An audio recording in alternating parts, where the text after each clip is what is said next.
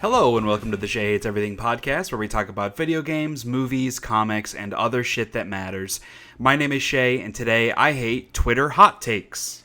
And my name is Kyle, and today I hate the Xenia Taco Bell. So, the ending of last episode, we talked a lot about food. It's true.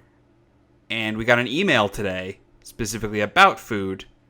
I also have another thing that's about food, and here's a thing about food. So I feel like this is now a food podcast where we occasionally talk about video games. The Shea Eats Everything Podcast. That sounds like, I'm sure this podcast already exists, but a food review podcast sounds like a really smart idea for someone to do. I'm sure there are a million of them. A daily podcast. Here's the pitch. Someone can steal this idea. Daily podcast. It's like 15 to 20 minutes long. 2 to 3 people who all eat the same thing and then talk about it. They can eat it. They probably don't want to eat it on the podcast because audio eating sounds are not appealing. That's a separate podcast. Right. I'm sure there's some ASMR shit about people eating. That's the worst ASMR ever. Just swallowing. Food. So why does the Xenia Taco Bell? So this isn't even about the food. This is just about being in Xenia, stuck in a Taco Bell line, because the way our Taco Bell is set up is you once you're in the line, there's plants and stuff around you. You can't leave the line. You're stuck. You're going through it. So it's a commitment. I worked a 14-hour shift yesterday for an event, and I was like, you know what? Taco Bell, before I go home, I have earned it. And I made the mistake of going to the Xenia one, because by the time I made that decision, I was too far away from the other one.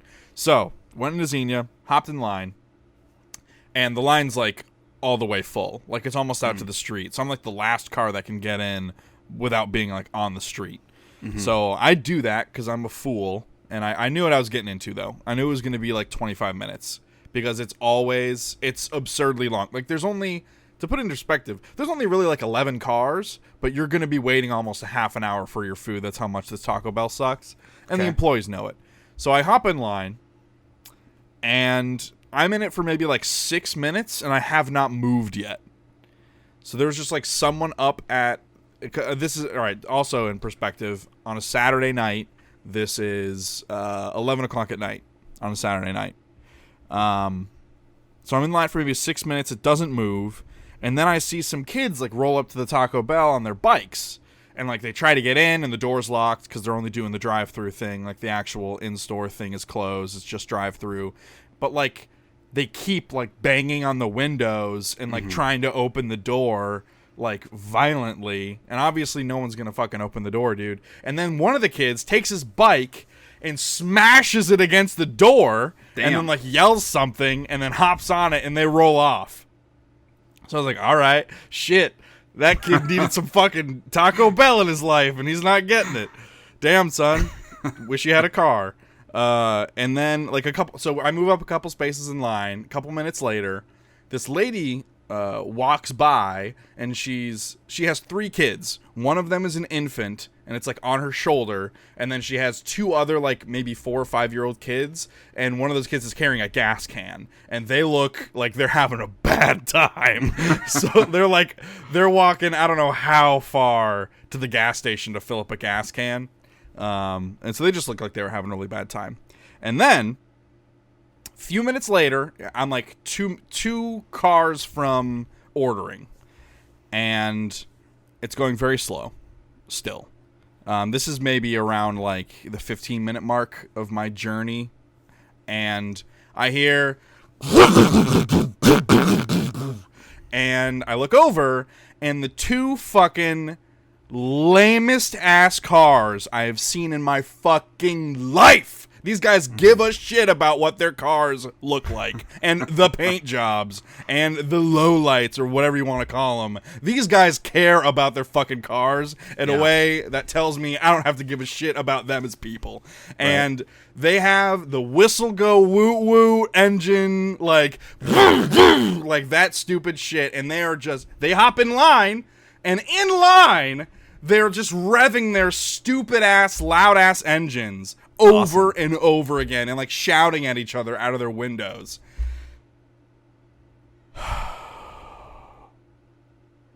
Did you get your Taco Bell? I did. And I finally get up to the line, and they're doing their loud ass, like, please God, notice me because I didn't get enough love and attention from elsewhere. Right. They're doing their thing back there, and then the dude, so I roll up to the intercom. I was like, how are you doing? I was like, dude, how do you think I'm doing? And he was like, yeah, I hear that. I was like, how are you, man? And he said, fantastically stuck at work. What can I get for you? Nice. Which was a pretty good line. And then I got my Taco Bell. And I left. And I hope I don't ever see those two fuck faces again. Was it worth it, though? That's the question. Only because I had just worked 14 hours. Fair. And I got a big ice cold Baja Blast. Mm-hmm. Chugged it. And then like a bunch of really bad food. That was precisely what I needed at the time.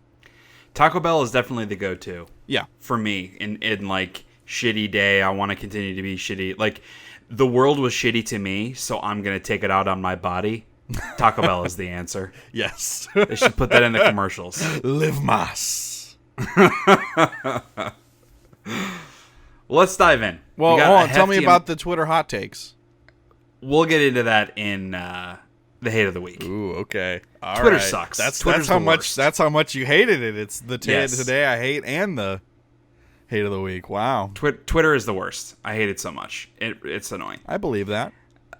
It's really like internet. The internet is the worst, and then bigger than that is like what the internet has done to human beings is the worst. That's really the complaint here. It's not specifically at Twitter. What human beings have made of the internet, I think. What the internet has drawn out Yes. of the dark depths of humanity.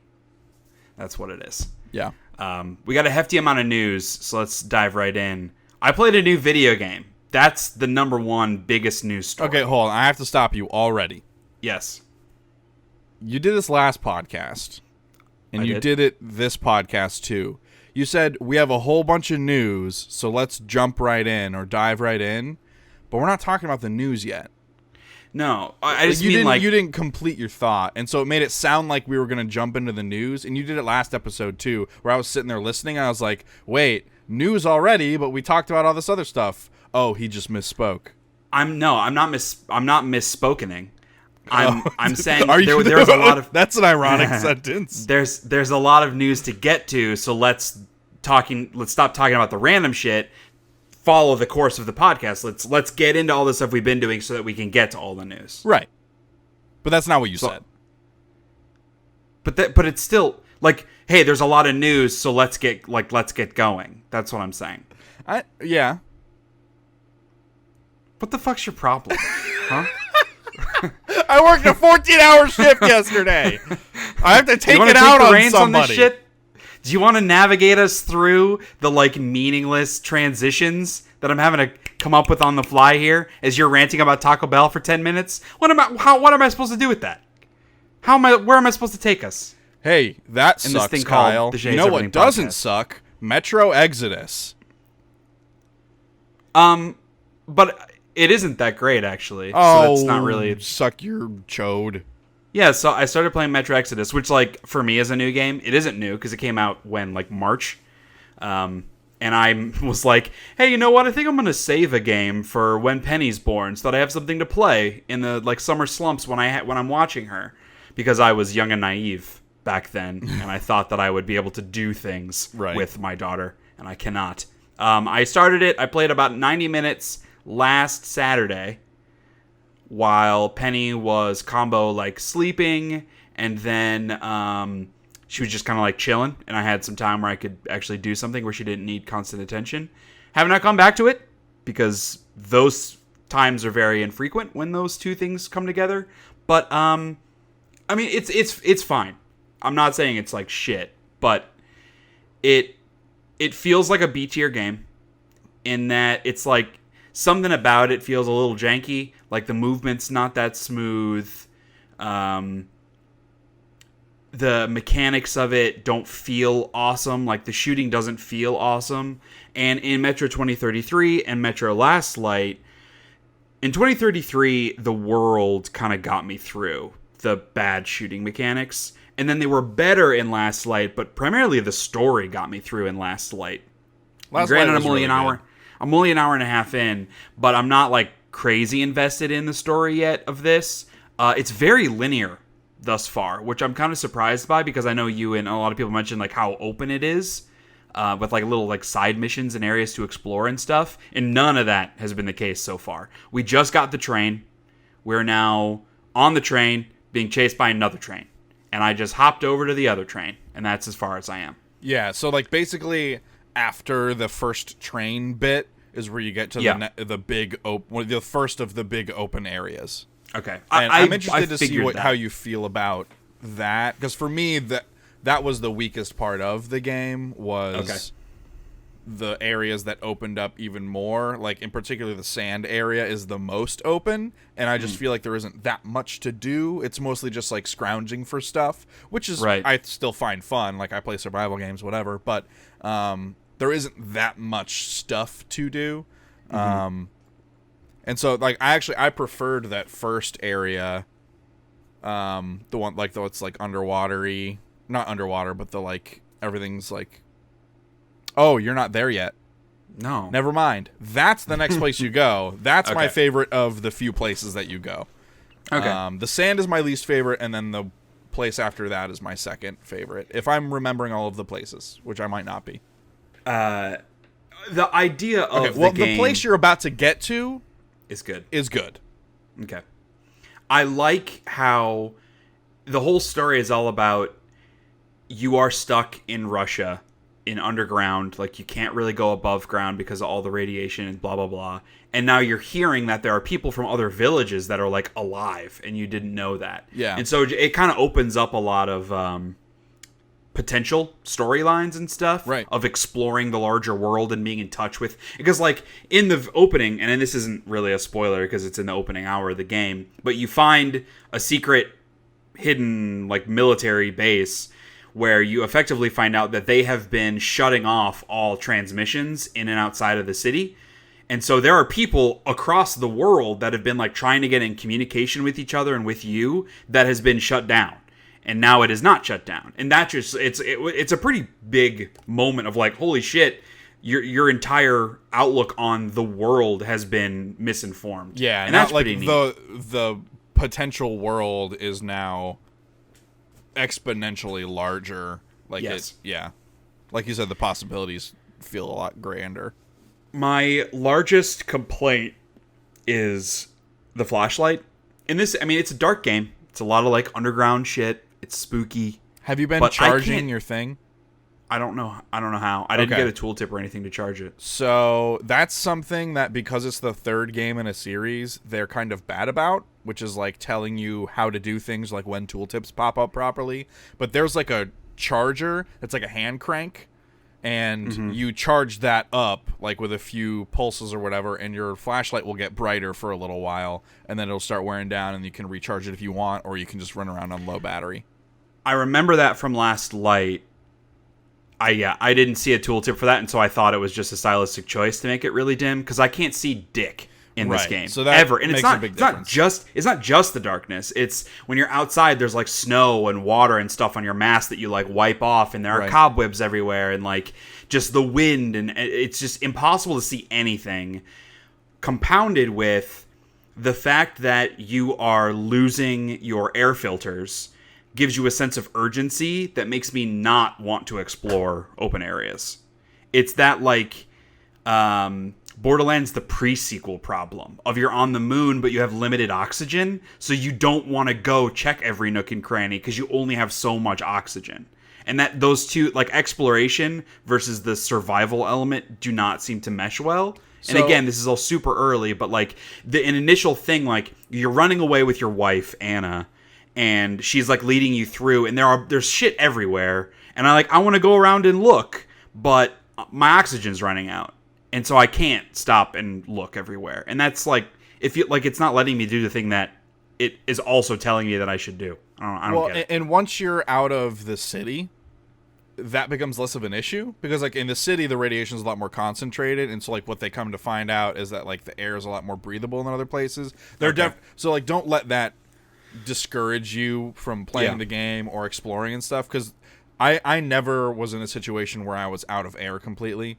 Like there are pockets of bad juju here and there, like bad air and stuff, but like your thing beeps and then your guy goes and then you just throw on your gas mask for however much time you're in that area, and then or you could walk around with your gas mask on all the time and it will only tick down when you're in those bad pockets. Oh, I see. But your gas mask could get damaged if you have it right. That was like a cool moment when I'm like infiltrating this base and my mask got shot. Yeah. And so like he puts a piece of tape over it like that, and so that tape is in your screen. Right. Like that kind of stuff is really cool and immersive. And I don't mind the charging the flashlight, the replacing the filters on the gas mask. Yeah. It's all immersion building. Yeah, that's what the game is. It adds additional mechanics to compensate for the like mediocre shooting stuff. Right. So like all of that I'm totally fine with. It was more about the exploration versus not like the game is telling you need to get where you need to go quick, while also saying make sure you're looting around to find the extra ammo and shit, which is part of the other problem that's too. That's few and far between throughout the rest of the game. Obviously, you're finding a lot of stuff on dead soldiers' bodies, like ammo, and they have guns and whatnot. But also, you can search some crates and lockers and stuff, but not all of them. And so it's, again, that problem of, I come into a room, I see a bunch of boxes everywhere, but only like 3 of the 20 boxes I can interact with. And that's just like, it's just kind of frustrating. And it teaches the player, like, I don't know where to go or what to look for in order to find the stuff. Yeah, and that's something that, of course, over time you kind of get used to and you're able to spot that stuff better. But in the beginning, I could see how that would be frustrating. But just know that it opens up very soon, and you don't have to worry about oxygen as much as you think you're going to, and you can really take it kind of at your own pace for almost the entire game. I also started with Russian voice acting with English subtitles because I had heard from a lot of people that the English voice acting is maybe not the best. Yeah. But I changed that after this first session because there's so much story that's happening while you are playing the game. Right. And I cannot read subtitles while I am also trying to shoot guys. So I'm kind of just stuck with the bad English voice acting, I guess. Yeah, I always felt that, like, the Russian stuff was good for, like, a second playthrough. Sure. Since you already know the broad strokes, then you can kind of get some of the more... How the delivery was more intended to be. Yeah. So beyond 90 minutes of Metro Exodus, I popped into Destiny 2 a couple times just to play some strikes, do little quests, that sort of thing. It's same stuff. I'm not really doing it for any reason. It's not really worth my time, but I continue to occasionally go back to it. I think because it's so easily digestible, it's not like going back to Metro where I need to pay attention to it. With Destiny, I can throw it on and go on a strike and turn the volume all the way down while I watch Penny and play at the same time. I can't really do that with a new game, so that will continue to be my background game, I guess you could say. Yeah. So what have you been playing? So speaking of Metro Exodus, the first DLC thing came out called The Two Colonels. It's a story-based DLC. It's like a little standalone thing. And I wasn't expecting it to directly tie into the events of the campaign, but it actually does in kind of a neat way. And you play as a character that's only kind of like tangentially referenced a couple of times during the campaign. But I think it kind of helps fill out some of the edges of the story a little bit, and there's kind of a blank space of time that is kind of also the light is shed on that a little bit. In terms of like the actual gameplay of it, it's very choppy because it's like going through, like, you basically play a little bit and then there's a time lapse, and you play a little bit and there's a time lapse, and then there's a little bit of how it connects to the main story, and then there's a time lapse, there's play a little bit, and it's very choppy. But like your main weapon is a flamethrower, and so that feels new. Well, I say main weapon, that's really your only weapon for most of it. There are some sections where you do get like a proper gun, but Yeah, it's interesting. I mean, it's like they continue to think up cool new mutated stuff, and it takes place in the metro proper for most of it. So it's nice to be like kind of back in the tunnels again. Yeah. But yeah, I mean, I thought it was worthwhile. I know the I think the expansion pass is $25, and it's going to be this DLC and then one more story DLC. And this one took me like 3 hours to beat. So I don't know if necessarily it's a great value for $25. 25 seems kind of hefty, but if it's like a story focused, all new stuff, that makes a little bit more sense. Yeah, like it reminds me a little bit of the BioShock Infinite stuff, right? Where they did the two story things that were like connected but also very unique and different. Yeah, and if that's what they're going for, I think that it's more worthwhile monetarily, just because it's not like one more mission of the same game. It feels like they're actually changing and doing new stuff. Yeah, like you're playing as a different character and kind of learning more about them and fleshing out some of that stuff, and then that character knows a character from the story and yada yada. So I don't know, it fills some stuff in kind of around the edges, which I appreciate. But yeah, so it's the two kernels. It's, if you like Metro, you should absolutely be playing it, of course. Sure. I beat RE4 on Switch, and then I went into round 2, and then I beat it again. So with all my upgraded stuff. Oh man, it must be nice not to have a kid, right? Just like the amount of time that you invest in playing games boggles my mind. And I was 100% there. I was there in February of this year. Just like, I never play video games anymore. 2 hours a week, probably. Yeah. Like, I used to play 20 hours a week, maybe more, probably more. Life. It's so depressing. I love my daughter to death. Would not trade it for anything in the world. Except but that maybe an extra 18 hours of video games a week. if it was like 30 more hours, then we could talk. Right. But no. Just crazy. So I played more of that game. It continues to be my favorite. Did you play it on like professional the second time through? No, because to do it on professional, you have to start a new run, and I just wanted to blast my way through with the new game good weapons. I did something actually in that game that I've never done before, which is on the last boss, you shoot these little eyeballs on his legs, because he has like this giant spider legs, and he's coming at you, and his body's like hanging down and ragdolling in the middle, and then there's these like eyeballs that open up on the joints of the spider leg, and if you shoot him, he goes down, and then like his neck elongates, and there's a giant eyeball inside of his face, mouth thing. And then you can hit a button and you run up and you stab it, and you have to do that like 7 or 8 times, and then Ada throws the rocket launcher at you, and then you shoot it and he dies.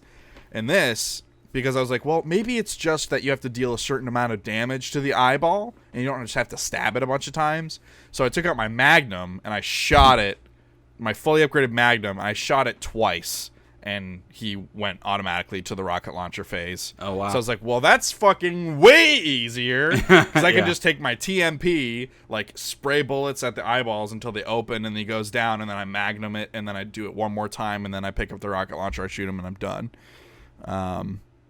So that makes that way easier. And then... Hot Resident Evil 4 strats. Yeah, and like during the playthrough, I also like went back to a lot of areas in a way that I normally don't, and it was interesting. Like, they have different spawn sets of enemies for like, if by chance you were to return to an area just to like go back and get some loot, or you forgot something or wanted to explore more, they actually spawn in a couple extra enemies, which is interesting. I picked up Rebel Galaxy Outlaw on Epic Store. So the first Rebel Galaxy was like a kind of like a third person, and you could also do like kind of an RTS view of like sci-fi spaceships shooting other spaceships kind of game.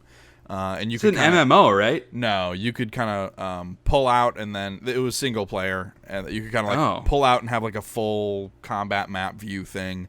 But this one is now a first-person, like, it's like Freelancer, which is a game that came out after 2000 on the PC, and it was like rolling around in your spaceship, going to different spaceports, playing however you want. You could like pick up goods at one port, fly them to another one, and then like sell them for more. or like do missions and stuff, and this is exactly that, but it just has like a little more style and flair to it, and it was made in 2019, not like 2003.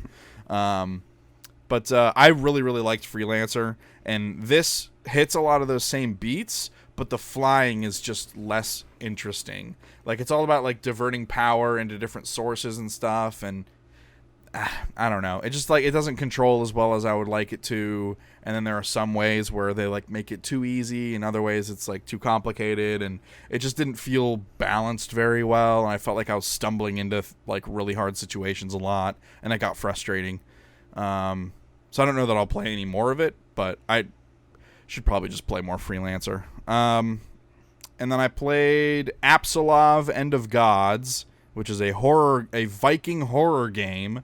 Nice. But it's like a cyberpunk Viking horror game, because it takes place like in the future, but it's like the Earth was connected to all the other like Viking realms, like Midgar was connected to Helheim and all these other places, but they're like super fucked up. Like, not like Thor. It's more like spiders made out of human body parts and like shit like that. You didn't see those guys in Thor Ragnarok? No, I wasn't paying attention enough, I guess. I was too busy laughing at Jeff Goldblum. And it's weird. It's got a lot of weird stuff going on. It's definitely like, it's a walking simulator, quote unquote, with some light gameplay elements where you have a hand, because one of the spider things takes off your arm, and you get this special hand that has like power that you can recharge, and you can use that as a way to like kill certain enemies and like get past other obstacles. But like the voice acting's really, like, the performances are kind of bad. Sure. And that's like the point of the game, is getting through the story of it, and like kind of absorbing that, and it's just not very good. And like there's not enough to the gameplay to keep me really interested. It's a lot of like sneaking around, trying not to get like engaged with enemies, but if you do, you have something you can fall back on. It's just that thing that I've done a bunch of times, but like the story is not presented in a very good way, so I don't know if I'll finish it or not. I got maybe like 3 or 4 hours into it. I'm just not like feeling the impetus to go back. And lastly, so that's Absolov, APSULOV, End of Gods. And I'm assuming this is on PC. Yes, only. Yeah, I got that on Steam, I think. And lastly, on PS4, I picked up Remnant from the Ashes, which is like Dark Souls with guns, but not Bloodborne. It's like Dark Souls where your main weapon is guns. If that makes sense. Because like Bloodborne, you have a gun, but it's mainly for staggering or like dealing a little bit of damage. But this is like, it's actually just guns. And kind of the whole setup is like the world, actually in a very Absolov-y like way, the world was connected to these other realms, and the shit came through called the Root, and it's been corrupting the planet, and you're trying to like put a stop to it because you're a hero. How come all those like malevolent forces are called the something? Like the Root? And then thinking about like I'm listening to the Adventure Zone a lot, obviously, and they had like the new bad thing is called the Quell. And, like, you have the Flood from Halo. Like, everything's, like, the noun. Well, anything that's supposed to be, like, a hive mind-ish thing is, like, because it's all a singular thing. I don't know. It's played out. Oh, for sure. This is okay, though. Like, there's more story in this than there would be in, like, a Dark Souls. Also, I apologize if you hear dishes in the background. My wife is doing dishes. It's okay. Like, it's definitely a B tier. Like the texture pop-in is horrendous. Like it's like Mass Effect 2 levels of texture pop-in. And it took me a little while to get used to the way the movement worked, but I've gotten used to it since then. It feels pretty stiff and slow at certain points. But you kind of get used to it and can compensate for it. And it opens up in kind of a neat way. But one of the big draws for the game is that it's co-op, so you can like join someone else's world and play through it with them. but each world is different. It like has a world seed almost, and where like there are core things that have to happen and core structures that have to be there for the story, but everything surrounding that is randomly generated or randomly arranged, I should say, like including enemy placements and stuff like that. So that kind of keeps it fresh, but I'm noticing like you start in like a city and then you move on to like this kind of deserty, wastelandy area, but in the city I noticed that like a lot of the same segments of the levels would be repeating themselves, just connected to other segments, and it's like there wasn't enough variety, or maybe I just got unlucky. And so basically, there's more or less the structure of it is you enter an area, and like there are even quote unquote campfires. They're giant glowing stones that you can travel between. You have a safe base that you can travel back to where you upgrade your stuff, and where a lot of the story is kind of doled out to you, talking with characters, like buying new items, unlocking stuff. And it's like a facility. And so I imagine as I go through the game, I can unlock lower and lower levels of it that tell me more and more about the mystery of it. And then I bet the final boss is down there or something. That would make the most sense, where it's like, oh, the final boss was in the base the whole time. That's where I probably see it going. But I'm about 9 hours into it now. But I beat the city, and the way the city is constructed was you would start in an area, go through it, and then you would find these like little sewer entrances, and there were a couple different ones, and they would lead you down into what's called a dungeon. And the dungeons are also randomly generated, but only once, just like the world seed. But the enemy placements inside the dungeons are very randomly generated, and the end of the dungeon will either be another exit point or it'll be a mini boss. Each dungeon is kind of themed after the boss or the area that you're in. Like the enemies you fight have to do with it. Like there was one boss, the first boss I fought in the dungeon, there were these like weird like effigy structures, and if I would destroy it, the mini boss would actually appear, and I would fight him for a little bit and like kind of get an idea of what his move sets are, and then he would disappear. I don't know if it was timed or if I did enough damage or what. One time I died. But then when I got to the end of the dungeon, I passed through the fog, just like you do in Dark Souls. You hit a button, and there's an animation of you walking through fog. I was like, seriously, this is what we're doing? And then I was just in a boss fight, basically. There's a little cutscene that played, and then I fought him, and I kind of already knew some of his move sets from his effigies from before, and then so I only died on him once, and then I beat him the second time. That was the first boss. So I've killed 3 bosses so far. I don't know which ones are mini bosses and which are like main bosses, but I've killed 3 of them, and I've only died on one of them once. So like the bosses themselves, I'm like barely scraping by, but I'm able to do it like first try almost. So it's not like crazy hard, or maybe there's at least like a little bit of forgiveness in some of the stuff that's going on, but they've all been vastly different and required a lot of different tactics on my part, and it's getting through the worlds that seems to be the hardest part for me, because sometimes you just get like crazy enemy spawns, and I'm playing by myself, and I'm like a ranged character, and that you can get overwhelmed very quickly, and there are certain things that you can do to kind of mitigate that. Like weapons can have mods in them, and the mods are like an alt fire. One of the mods is I fire a thing, and any enemy within 10 meters is drawn to it, kind of like a dummy target, basically, to keep them from aggroing me. And then I can kind of pick them off as they do that. There's one that's like a pool of healing. There's one that's any enemy within 40 meters gets marked, so I can see them through walls and stuff. And they also take extra critical damage. There's one that like makes my bullets fire bullets, and so it does DOT.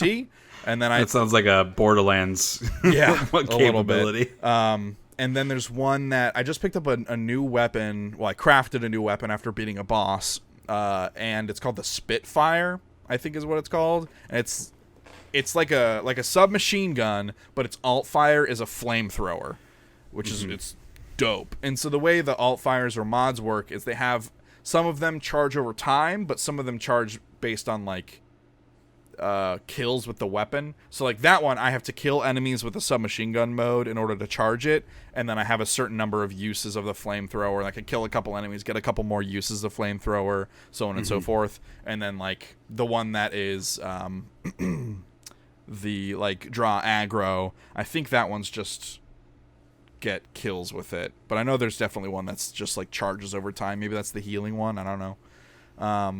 It's just strange because in a very Dark Souls way, there are a lot of mechanics that it doesn't explain and things that are happening, and you're just kind of learning them through doing them. Like there's a shop where you can go buy mats to upgrade your weapons. Because when you kill enemies, you're getting scrap, and scrap is like your souls. It's your currency. And so I can go to the shop and buy stuff, but she has limited stock. And then, like, I will go and play for a little bit, and I'll come back, and sometimes she doesn't have more, and sometimes she has, like, a bunch more. So I don't know what I'm doing to trigger her getting more stock. Mm-hmm. Yeah, I don't know. It's a little hard to kind of wrap your head around. But, like, I beat a little, like, defend this character thing, and then that character went back to my base, so now I have access to her stuff, and she's, like, upgrading my quote-unquote Estus flasks, my Dragon Hearts, which I use as healing items, but it recharges to 3 uses when I use a keystone. But when I use a keystone, all the enemies respawn because it's a Dark Souls game. It sounds like definitely a Dark Souls like, but that it has There's lot enough of different like additional mechanics to it or systems to it that maybe are interesting. Yeah, like as someone that is not invested in those games, it sounds like The Surge or Lords of the Fallen, where it is doing what Dark Souls does, but it's trying to do enough stuff that's different. Right. Like if you like Dark Souls, it's worth seeing what this has to offer, maybe. Yeah, I think so. And also, just because you're good at Dark Souls doesn't mean you're going to be good at this, because it is a lot of ranged combat, and I would say the melee combat is not anywhere near as satisfying or as in-depth as like a Dark Souls is. But yeah, I don't know. It's interesting. And like you're leveling up, and as you level up, you're getting trait points, which you can put in different traits. And as you explore the world, you unlock new types of traits. Like one of them is just straight up, hey, you get more experience percentage when you kill stuff. One of them is more health, more stamina. Like enemies won't notice you as easily.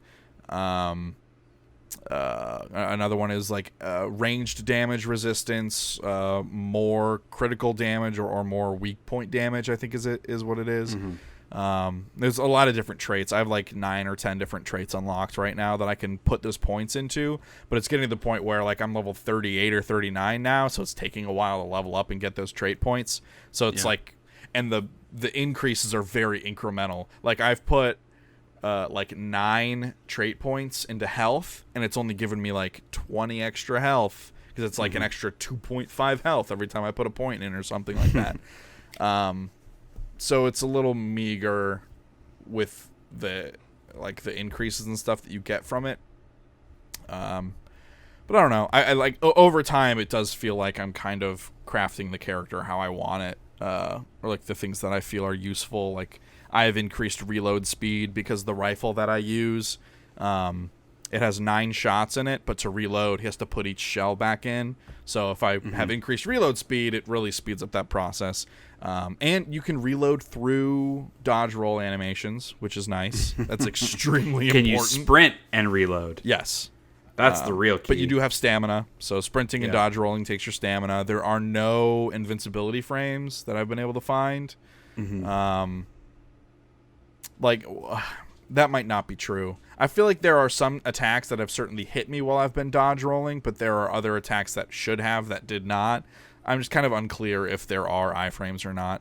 I also saw reference to something called a perfect dodge in one of the like tooltip things or something. Or no, it was an item. It was a ring. It was like something about perfect dodges. But like, so maybe that's how you get iframes, is if you dodge like right before the attack hits you or something. Okay. I don't know. But yeah, there are a lot of different enemy types, and it's specific for the area you're in. I think there are 3 or 4 like biomes, so to speak.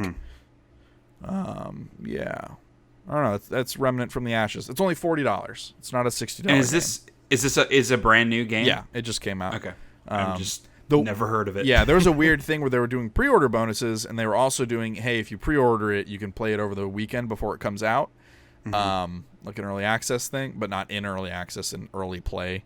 But on PS4, you couldn't pre-order it.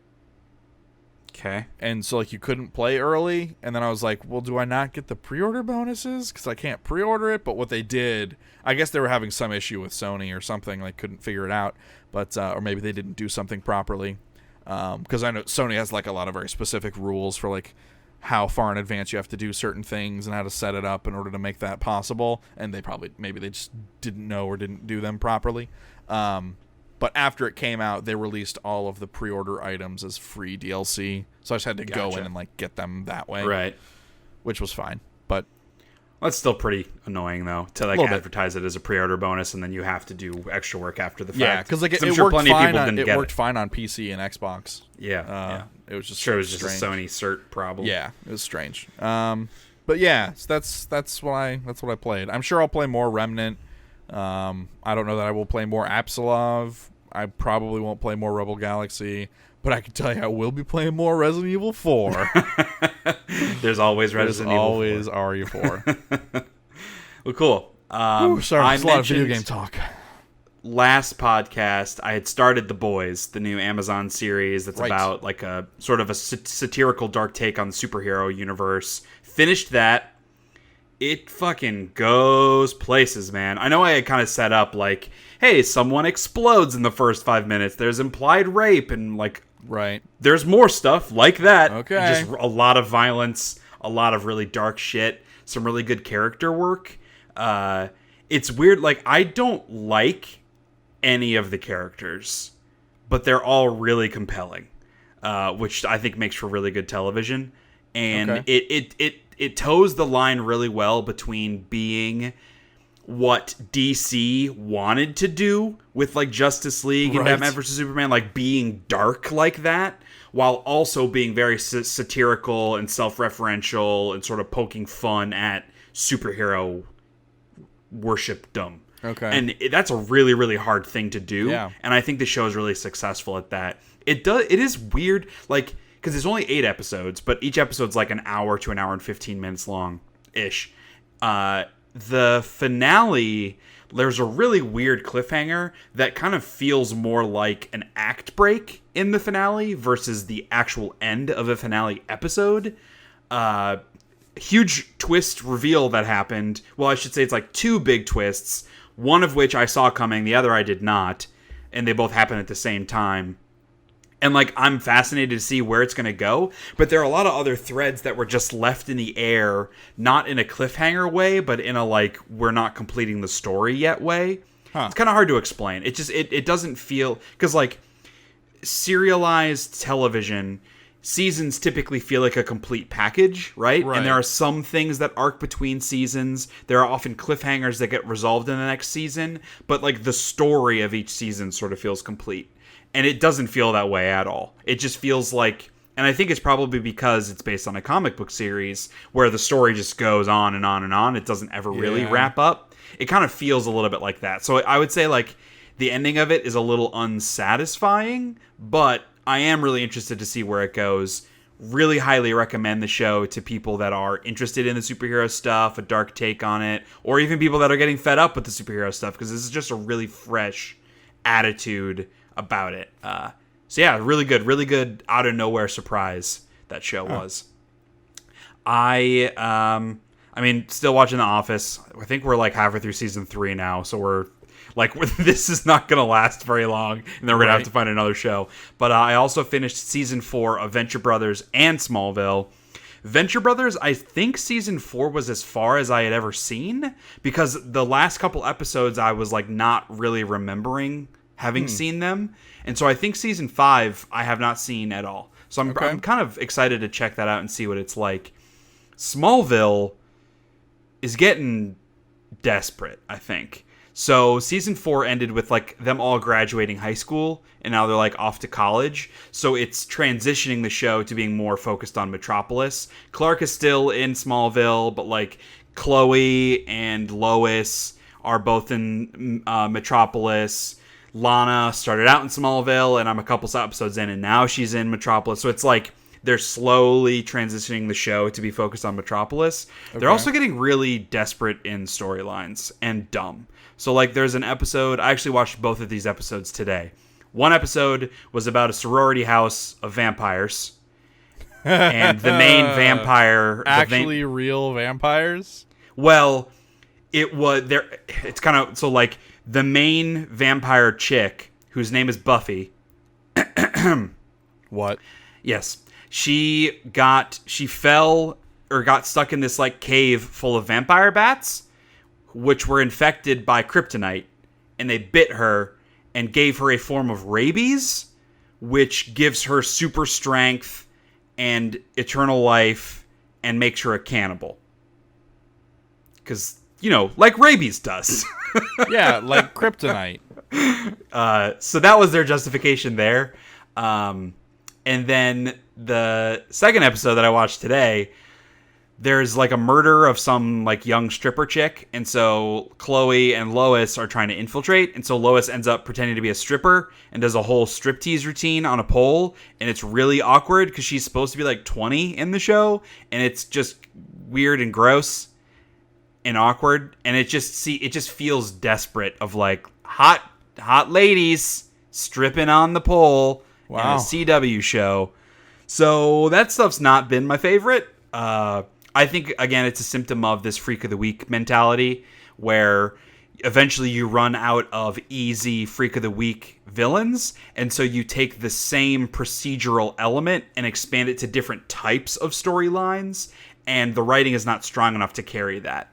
Because a lot of these stories don't... Like, the vampire one is an example of that's classic Freak of the Week. It's just a bad version. Like, hey, It's a vampire.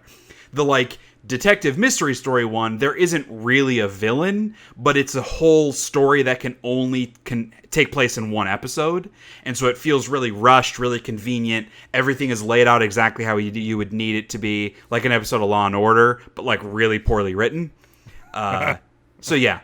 A lot of this has not been my favorite. Okay. But they also introduced Zod this season, and he's like masquerading as Clark's college professor, but he's trying to like learn more about Lex's past and kryptonite, and he's like become a mentor for Clark, and I'm assuming he knows Clark is actually Superman or Kal-El. So I don't really remember where that goes, but I remember really liking his villain. So hopefully he can kind of carry some of that, because a lot of the characters have not been as prevalent anymore. Like Lionel Luthor has not been in the last couple episodes. Clark's mom has not been in the last couple episodes. So the characterization, has been a little off. Also, this last episode, the one with the stripping. So John Schneider, who plays Clark's dad, he was one of the Duke boys in the Dukes of Hazzard show. And in this episode, the other dude from Dukes of Hazzard was a guest star, and he played Clark's dad's like old high school best friend. And he like comes in, not the actual car from Dukes of Hazzard, but it's the same make and model car, but it's blue instead of like the orange car. And he's like, peeling out in it. They're playing that like background music like they would play in Dukes of Hazzard in all of the scenes they have together. There was a couple like fourth wall breaking references to that stuff. It's really painful.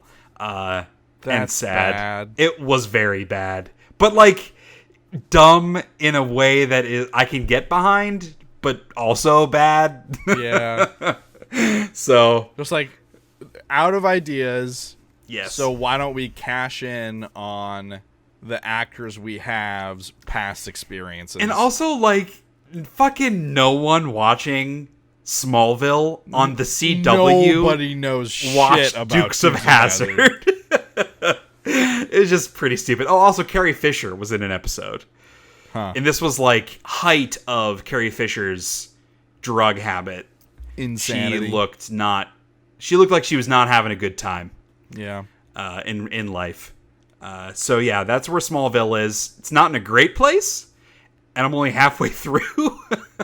But I know the scale gets bigger when Clark goes to Metropolis, joins the Daily Planet, they introduce Doomsday, like all that stuff happens. I know, like there's a whole, like they bring Supergirl in. It's when Green Arrow comes on, Justin Hartley, who's awesome. I know it gets better. It's just in this like weird transitionary period right now that is not the best. We're continuing to watch Sherlock. We just finished season 2. Hounds of Baskerville episode that is in season 2 is probably my least favorite episode, and then closely followed by the final episode of season 2, which is the big Moriarty episode where Moriarty kills himself and Sherlock pretends to kill himself. That's like way the best episode of Sherlock. So those 2 episodes being like right together in season 2 is like huge up and down. That show's really good. Yeah. And then I watched some like real life stuff, but let me throw it back to you, or not real life, like I'm not watching home movies, but like reality competition shows. But I'll throw it back to you first for what you've been watching. Okay. The wife and I finished Sinner season 2. So right. The only real connection that it has to season 1 is the detective. Okay. Our little Spaceballs boy. He continues to be like really awesome and weird and just like making just the most bizarre acting choices because he's playing this bizarre character. He's a fascinating character to watch. So yeah, Sinner season 2, it's totally fine and good. Some twists and turns. And then the wife and I also started Mindhunter season 2. Yeah, Kelly and I we've talked about it a couple times. Like, are we gonna watch this? Yeah, and then we just don't want to because the main guy is so terrible. So far, it has relied less on the main guy. That's what I hope. 2 episodes in. From the trailer, it seemed that way, and I bet that was intentional. Yeah. They have a lot more supporting actors who are kind of sharing the spotlight, is what it seems like. Is there more of a central storyline? Because that was another criticism I had of the first season. It was pretty meandering. There wasn't really a big thing tying all the events together. It seems like the focus is the department this time. Okay. Because it's all like centered around one serial killer, right? Like those child murderers in Atlanta. Well, so we're not there yet. Got it. In the first couple episodes, like we're seeing him a bit in some scenes and stuff, but we're not quite there yet. Okay. So like the stuff that's going on with the department is like kind of building their resource base essentially, and then at some point I'm assuming that's going to kind of come to a head. Mm-hmm. And then we watched all of Dark Tourist. Nice. Which was really, really good and fascinating, and I can't believe the audacity that he has in a lot of the situations. I know. Like swimming towards that border, like he's gonna like record it. Yeah, man. Yeah. That fucking crazy. And I hope talking more to of it. Pablo Escobar's hitman. Yes. And like how many times can you possibly tell that guy you killed your girlfriend? Right. How many times can you possibly say that to his face before he kills you too? Yeah. Just fascinating stuff. The nuclear fallout one about Japan. Chernobyl? No, Japan. Oh, okay, yeah.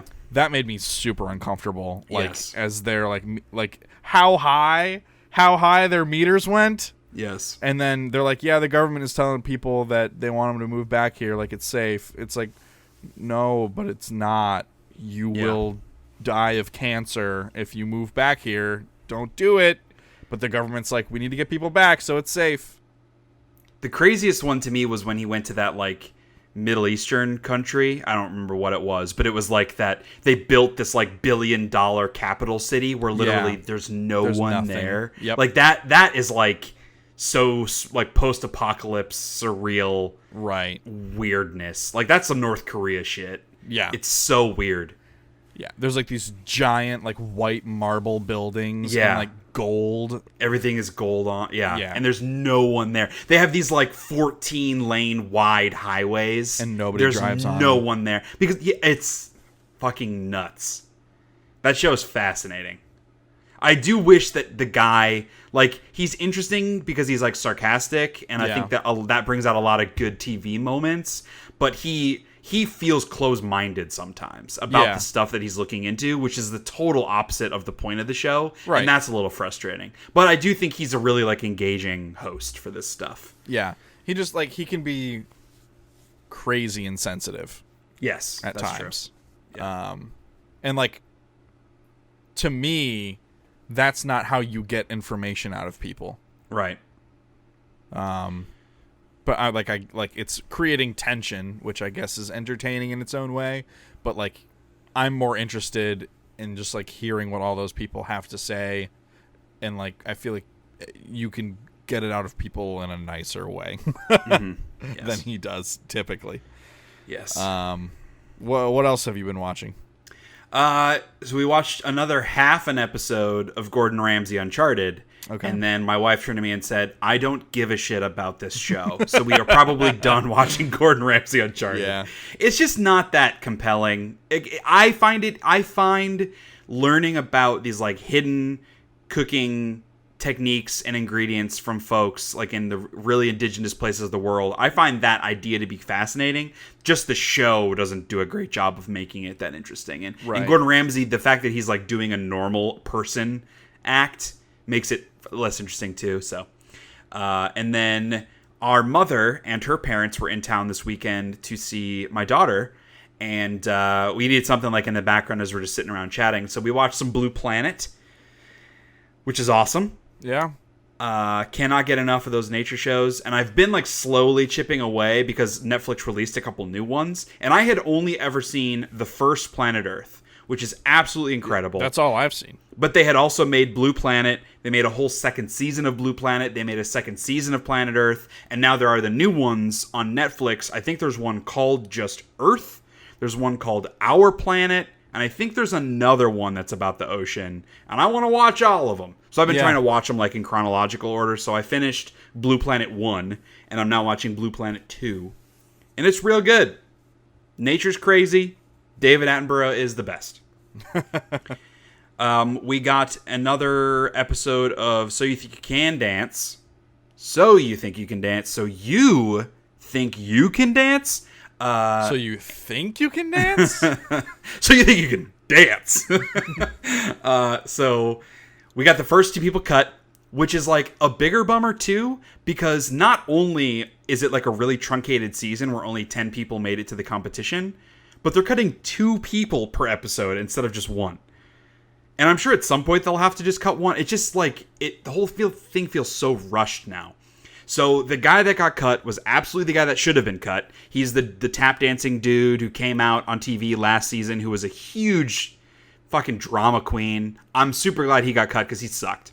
The girl that got cut was my favorite girl going into this whole thing. She was one of the ones that made it to the last cuts last season. She actually made it on the show this season. Watching her first 2 routines on the show that were outside of her style, I was like, she's incredible. She has no chance of winning the show because she didn't have that like it factor. And that matters so much more because these are all phenomenal dancers.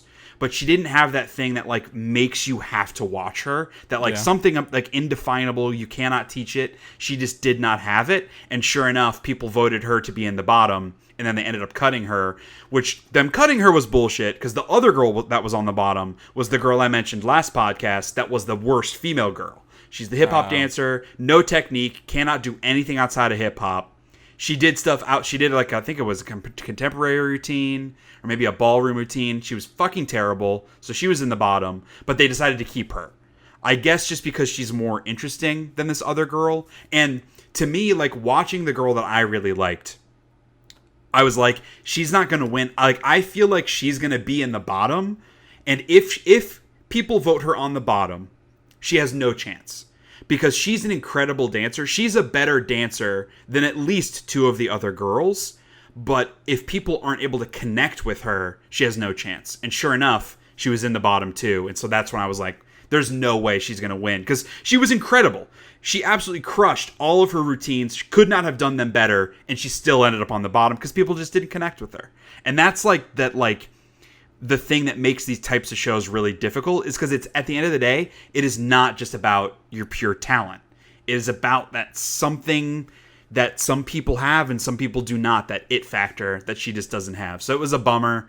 Incredible dancer, but yeah. I'm like, are there going to be 4 more episodes left and that's it? Because they're cutting 2 people per episode. So that's frustrating. We also started a new show on Netflix called Hyperdrive, which is an obstacle course show for race car drivers, which is that really fucking cool idea. I recommend checking it out. We watched the first 2 episodes. It's primarily like drifters, and it's a little annoying. So like, I'm a big car guy, right? But I'm a big car guy, like Gone in 60 Seconds car guy. Give me badass cars that are just the cars. I am not a Fast and the Furious car guy, which is give me crazy Japanese cars that have been souped up with knots, like the dudes from the Taco Bell line. That type of car shit I am super not into. And this shows a little bit more on that side because it's like guys that drift and girls that drift and they do drag racing, that kind of shit, versus just like really cool stunt drivers, which is more what I would be into. It's a little bit of a mix of both. It's a really cool show. It is hurt in its construction because the obstacle course takes like anywhere between 4.5 to 6 minutes to complete, which is really long for an obstacle course show. Yeah. And because everyone just runs it over and over and over again, it gets a little old. Like, you watch one person do it, and then you don't really need to see anyone else run it. Right. Because nothing is really that different. Like, oh, he banged against the wall, or oh, he missed that turn. Like, it's not like Ninja Warrior or something where there are huge failures. Like, that stuff isn't really happening. But the vibe of the show is cool. It's an interesting... Again, I go back to, like, I like shows that are about talented people doing cool shit I can't do. And this show at least has that.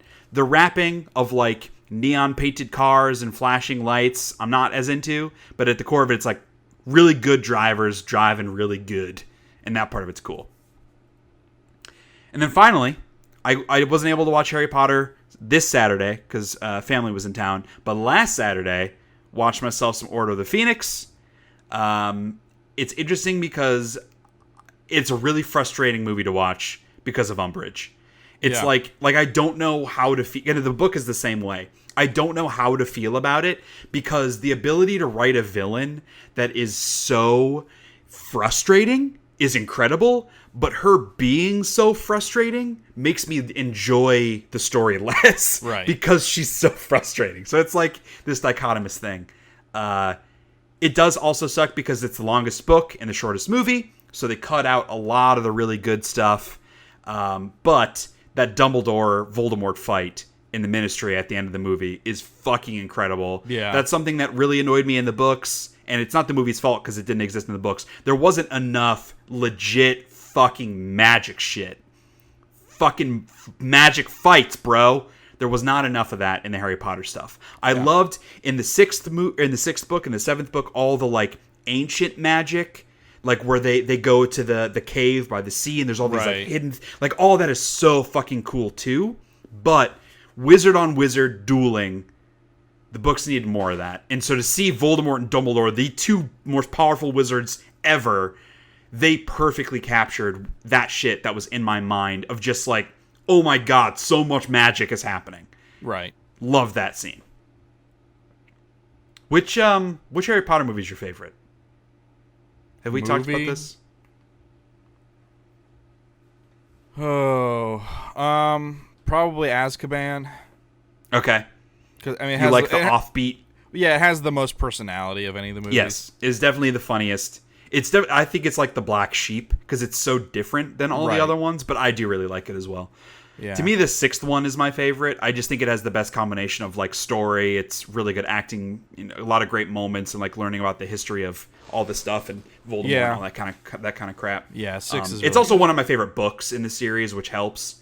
So yeah, I actually looked back at my book ratings or rankings and my movie rankings on SheaHatesEverything.com because I forgot. Like, I was like, I don't remember because it's been a couple of years since I wrote them, and to go back and read my feelings on the movies, having just rewatched them, and I'm like, yeah, all this stuff definitely is how I still feel about it. Yeah.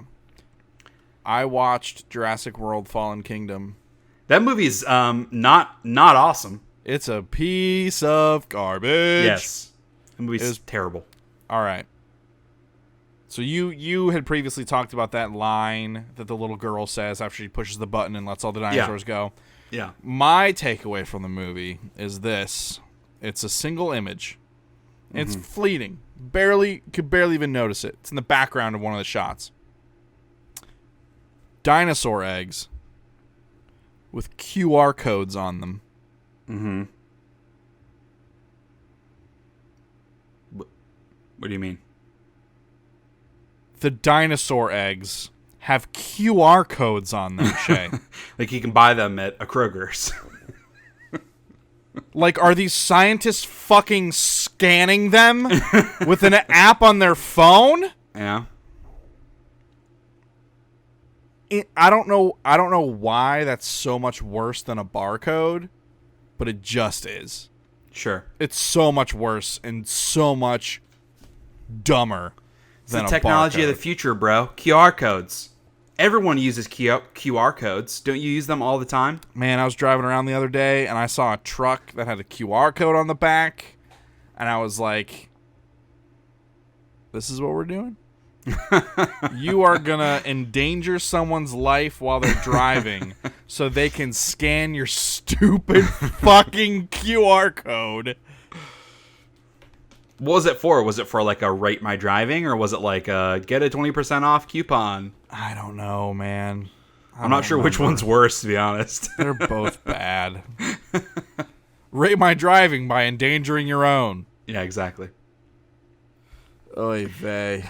Aren't you super psyched for Jurassic World 3? The world of dinosaurs. Dino World. I would laugh if they World didn't make War a third. Dino. I kind of want the ending of that movie to be the ending. Like, for them to not make another one. Leaves it so much more open to interpretation. Like, are the dinosaurs going to take over the world? Or are they going to integrate with our society? Are we going to have dino babies in classes with our children? Are they going to be half human, half dinos? Yeah. Are people going to start identifying as dinosaurs? Are people going to be racist against half dino, half human babies? They're going to start calling them scalebacks? I mean, well, that's a yes. 100%. 100%. Scalebacks yes. is probably a more clever insult than people would come up with, though, Yeah, honestly. probably. It's stupid. Dino person. It's Adam and Eve, not Dino and Steve. It's Adam and Eve, not Dino and Steve.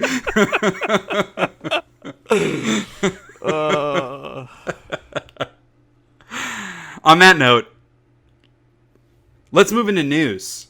So there, now I'm not misspeaking, because we are actually going to move into news. Right. So this story is a huge bummer.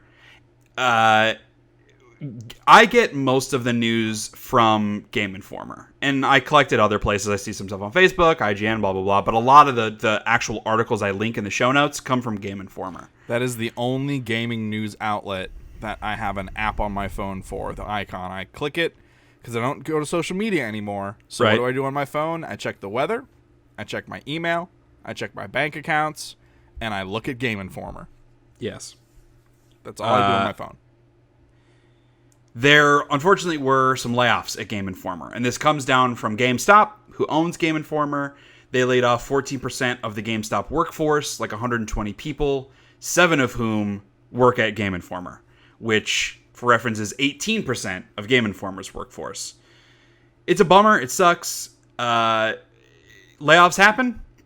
They're never like a positive thing, but Yeah. this like is most relevant on the podcast because this is yet another nail in the coffin of GameStop, and unfortunately, as most people would predict, it's going to also end with Game Informer being shut down unless they somehow get independence or someone else tries to pick them up. Because at the end of the day, like, I know their digital traffic is not as high as a lot of other outlets because they've commented on that before, and they make a magazine. People don't buy magazines. That's why Game Informer threw it in for free as part of their, discount pro member club thing. It sucks. I like getting the Game Informer magazine because it's a fun thing to read. I still like that physical media. Yeah. Well, and like the idea of yeah. like having them compile all of the information for you, and like there's like this 10-page spread with these high pixel count pictures, great color, great printing. Like there's something to be said about having a magazine, and it was cool that they were still doing it. Like it felt Yes. like they felt like the last cowboys. Like they were still out there gunslinging, but the law The federal marshals have moved in. The digital marshals have moved in. But the Game Informer gunslingers are making their last stand. Yes. The 7 samurai of video game journalism, basically. Yeah. So it's a bummer. It's sad. Never want to see people out of work. Hopefully folks land on their feet because there are a lot of talented people that were working over there. Yeah. Okay. I kind of collected a bunch of small announcements into one just because we don't need to spend a bunch of time on these. But I got a bunch of new release dates for games that have been announced. So Need for Speed Heat was announced with an October 8 release date, which is the same day as Death Stranding. Neither you nor I give a shit about Need for Speed Heat. Nope. Yooka-Laylee and the Impossible Lair. Wait, hold on. Yes. What if Need for Speed Heat is an anagram for Death Stranding? And it's secretly also a Strand game. I did not include this in the news because who gives a shit, but apparently there was gameplay shown where something in Death Stranding you play as Norman Reedus peeing. Yeah, you can pee. I shouldn't Awesome. say you can pee, you have to pee. Great. That's what I'm looking for. You can't see his wee-wee, in a video though. game. You cannot cannot see Norman penis. What a shame. Cool. Oy. So, Yooka-Laylee and the Impossible Lair follow up to Yooka-Laylee, which I found to be one of the most disappointing games of 2017 because I was really hyped for it. 3D platformers don't need to be dead, but if this is what modern 3D platformers will be, maybe they should be dead. But Yooka-Laylee and the Impossible Lair is a 2D platformer with some like top-down 3D stuff thrown in as well. It is coming in October. No specific release date, which obviously leaves the page open for it to be delayed. But I'm pretty jazzed about this. I liked a lot of elements of Yooka-Laylee. I just didn't think the execution was maybe there, and maybe like just that system of retro 3D platformers doesn't really work anymore without nostalgia attached to it like the Spyro games. But from a 2D platformer perspective, that can still be done very well, and it looks cool. I'm excited for it. The Final Fantasy VIII remaster is coming out September 3rd. Are you psyched about this? I don't know. Like, I'm not. I know you psyched like about Final it. Fantasy VIII. I don't know if I'm gonna get it or not. It's been so long since I played 8. Yeah. I just remember the magic system being weird. Like there were like cards and stuff, and you could fight a T-Rex. If I had the same amount of time to play games that I used to have, I would 100% check this out. I have not played Final Fantasy VIII since it first came out. I didn't like it. It's not a terrible game, but I didn't like it, and I'd be like willing to give it another shot. But there's 0% chance I'm going to play this. Am I going to play a remaster of a game I didn't like the first time when I only have 2 hours a week to play a video game? Right. No, thank you. I do have the Gunblade, though. That is true. A replica of the Gunblade. It's pretty dope. So maybe you also have the Buster Sword. Maybe instead of picking this up, I could just Naruto run down the street with the Gunblade. Please don't do that. Not in the world today. I'm way too fat to do that, Shay. Ugh. Yeah, you can't run anywhere. No, I can't move my arms behind my back. Also true. Also true. You need to stretch for a couple hours first. Yeah. Journey to the Savage Planet, which is a game I've had my eye on. It's kind of like an adventure gamey, jokey sort of take on space travel stuff. It's been delayed a couple of times. It's now coming out January 28th of 2020 on PS4 and PC, and I think maybe Xbox. I don't remember. But yeah, I'm pretty psyched about that one. And then Telling Lies from the creator of Her Story is out now. Came out on August 23rd, which is pretty dope. I'm 100% going to play this, and I know I'm going to play it because my wife is interested in watching me play it, which is going to make it way easier to play it. Because we can both do it Right. Instead of like, can I get some alone time to play a video game? If she's going to do it with me. It's on PC only, which is a bummer for someone like me that playing PC games is always harder. But yeah, Her Story was great. If you haven't played it, check it out. This looks also great. Insomniac. Hold on, quick. Yeah, hit me. Control comes out August 27th, and Man of Medan is the August 30th release. So Tuesday or Friday release this week. Don't miss out on Control and then Man of Medan. If you liked Until Dawn, yes, the horror game, It's Man of Medan is made by them, and then Control is made by the Alan Wake folks. Yes. Or no. Yeah. Remedy. Yes. Alan Wake, Alan Quantum Wake Break. and Quantum Break, yeah. And another one. What else did they make? Something else. I don't remember. There was another one in there. But, yes. Man of Medan is another game I know I'm going to play, because Kelly will also want to watch me play that one. I like saying Man of Medan. Man of Medan. Is that how it's pronounced? Medan? I have no idea. I think it's but Medan. I just Man like of saying Medan. Man of Medan sounds dumb, so I'm going to assume that is not how it's pronounced. Y'all ever heard that story about the Man of Medan?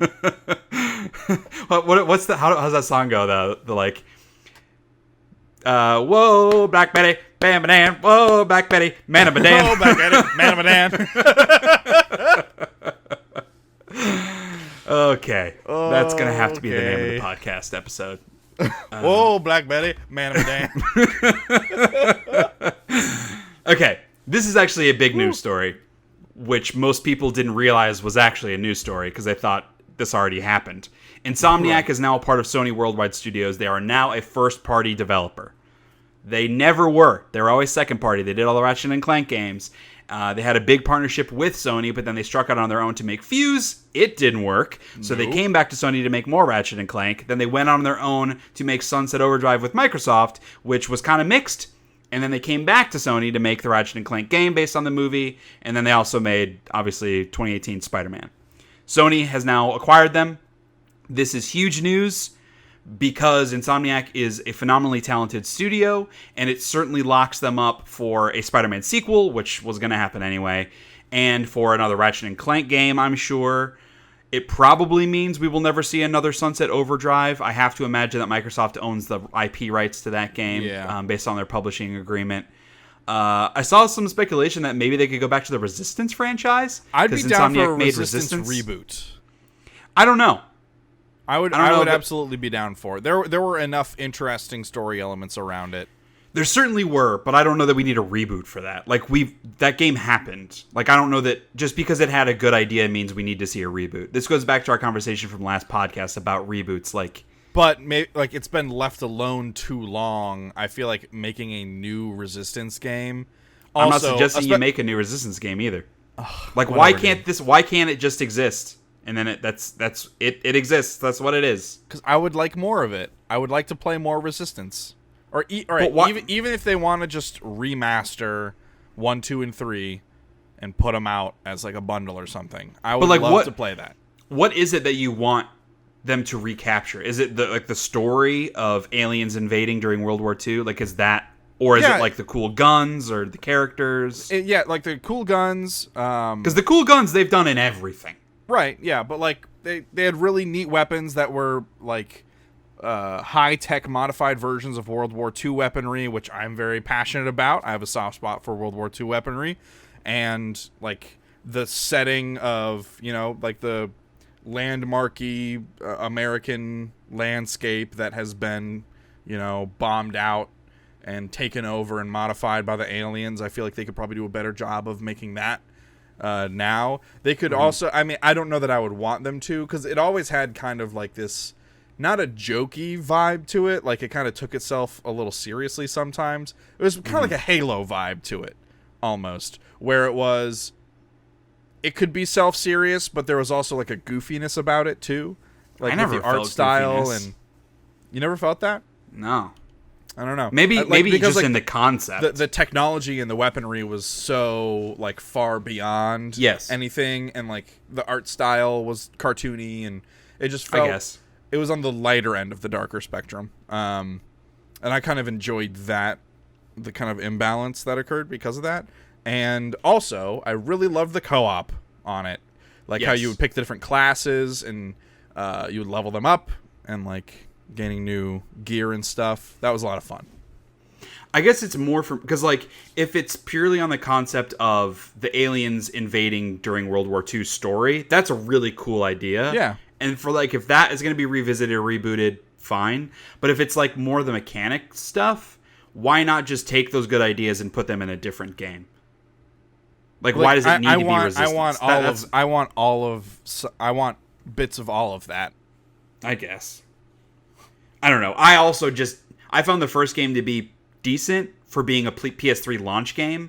I didn't particularly like Resistance 2 or 3, so maybe that's the difference. Is I don't think that those games are all that. Yeah, I didn't care for 3 as much, but it was also like that the shooter heyday where you had like 4 types of grenades. Sure. And Resistance had some good fucking grenades. It had the incendiary grenades, regular grenades. Yeah. It had the spike ball. That was the fucking dopest grenade. That spike ball was awesome. Insomniac always makes awesome weapons. Even the gadgets in Spider-Man were really cool. Like a lot of really inventive ideas. I would just like to see them spread their wings a little bit and do something new. Sure. Because you know they're going to make another 3 to 4 Spider-Man games in the next 12 years. You know they're going to go back to Ratchet and Clank at some point. I really hope so.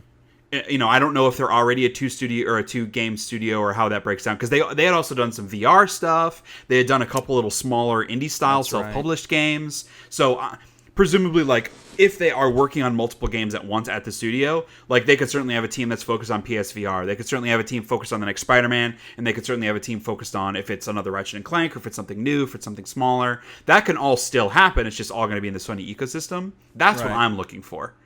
Because obviously they're going to make more Spider-Man. I would rather see, if it's a different side project, to be something new than going back to the Resistance well. Or even the, like, let's come up with a bunch of creative weapons wheel. Like, do something a little bit different. Yeah.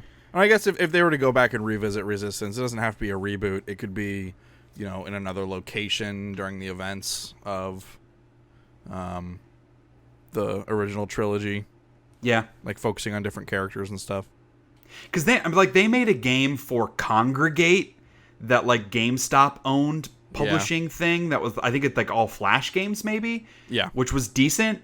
And then they also made Song of the Deep, which I was kind of mixed, but it looked really cool. It was like a super indie self-published game that was it was like a side-scroller submarine game that had a bunch of musical elements tied into it. Like they've tried to spread their wings in creativity in a lot of different ways, and I would hate to see that go away, because now they are making Spider-Man, Ratchet and Clank, and like another shooter. You know what I mean? I hope they get to do a little bit more creative stuff, because they're certainly a talented studio. Yeah, it would make sense if they were to pump out kind of more independent level stuff alongside their larger kind of tentpole releases. Yeah, that would make sense. Yeah. So here's a weird one. Okay, so I got to set the stage. So Ninja recently announced that he was moving from Twitch to Mixer, which is Microsoft's streaming service. We didn't cover this because none of us give a fuck about Fortnite or Twitch streamers, but it was big news. Obviously, because he's the biggest streamer there is. He's the PewDiePie of Twitch, and he had 14.5 million subscribers on his Twitch. That's a lot. And now he's gone from Twitch, moved to Mixer. On his Twitch account, Twitch was running ads and promotions for other stream channels. Because, he wasn't streaming on Twitch. He was inactive, and they would make his account active, and they would be running other streamers' content on his Twitch. Like, not typically if you're not active on Twitch, people can access your like videos on demand or whatever. Not the case with Ninja. They had not done that with anyone else, only Ninja. That already felt shady and pretty petty of them to do that when because he'd been trying to shut that channel down, and they were not shutting it down and instead doing this. Well, one of the streamers that they promoted on Ninja's channel was streaming hardcore pornography. And so people that went to Ninja's Twitch stream saw hardcore pornography. Guess who the majority of Ninja's viewing audience is? Kids that need to see some porn. So that's pretty fucked. Yeah. So Ninja was obviously, understandably, very upset, because it's not just like the percentage of people that think Ninja was streaming that, because I'm sure a lot of uneducated parents found that and were like, who the fuck is this guy? He's streaming pornography, even though it wasn't his fault. Plus, just the idea that his brand is associated now, without his permission, to other Twitch streamers, period. Like, he didn't choose what streamers would be promoted. Twitch was. That's already not okay. And now it feels like he is promoting this streamer that was streaming pornography. So obviously Twitch, they shut that shit down. Ninja's stream is not running the stuff anymore. They banned the channel that was streaming hardcore porn. They apologized to Ninja, but it's still, and like they basically said like, we're gonna stop promoting other streamers on Ninja's channel for now. And it's like, dude, fuck off, Twitch. Like, stop being the jealous ex-girlfriend. Let it go already. Let him shut his channel down. And this is, again, coming from someone that doesn't give a shit about Ninja, and in fact thinks, I'm not going to say that he's a bad person. He had made some comments that were, like, kind of sexist about he doesn't like to stream with female streamers because of all the hate and negativity that comes along with that. Which, like, I get that, but it's also a shitty perspective when you're the most famous Twitch streamer, and you could be doing a lot to raise awareness about how shitty people are to female streamers and promote good female streamers and be anti-female streamers that just have tits on screen at all times. Like, there's a lot better takes that he could have than, I just avoid all the drama. A lot of people think he's a garbage human being. He deserves what he gets because of that comment, which is fucking ridiculous, which is another thing that we'll get to in the hate of the week because it's a core problem of this.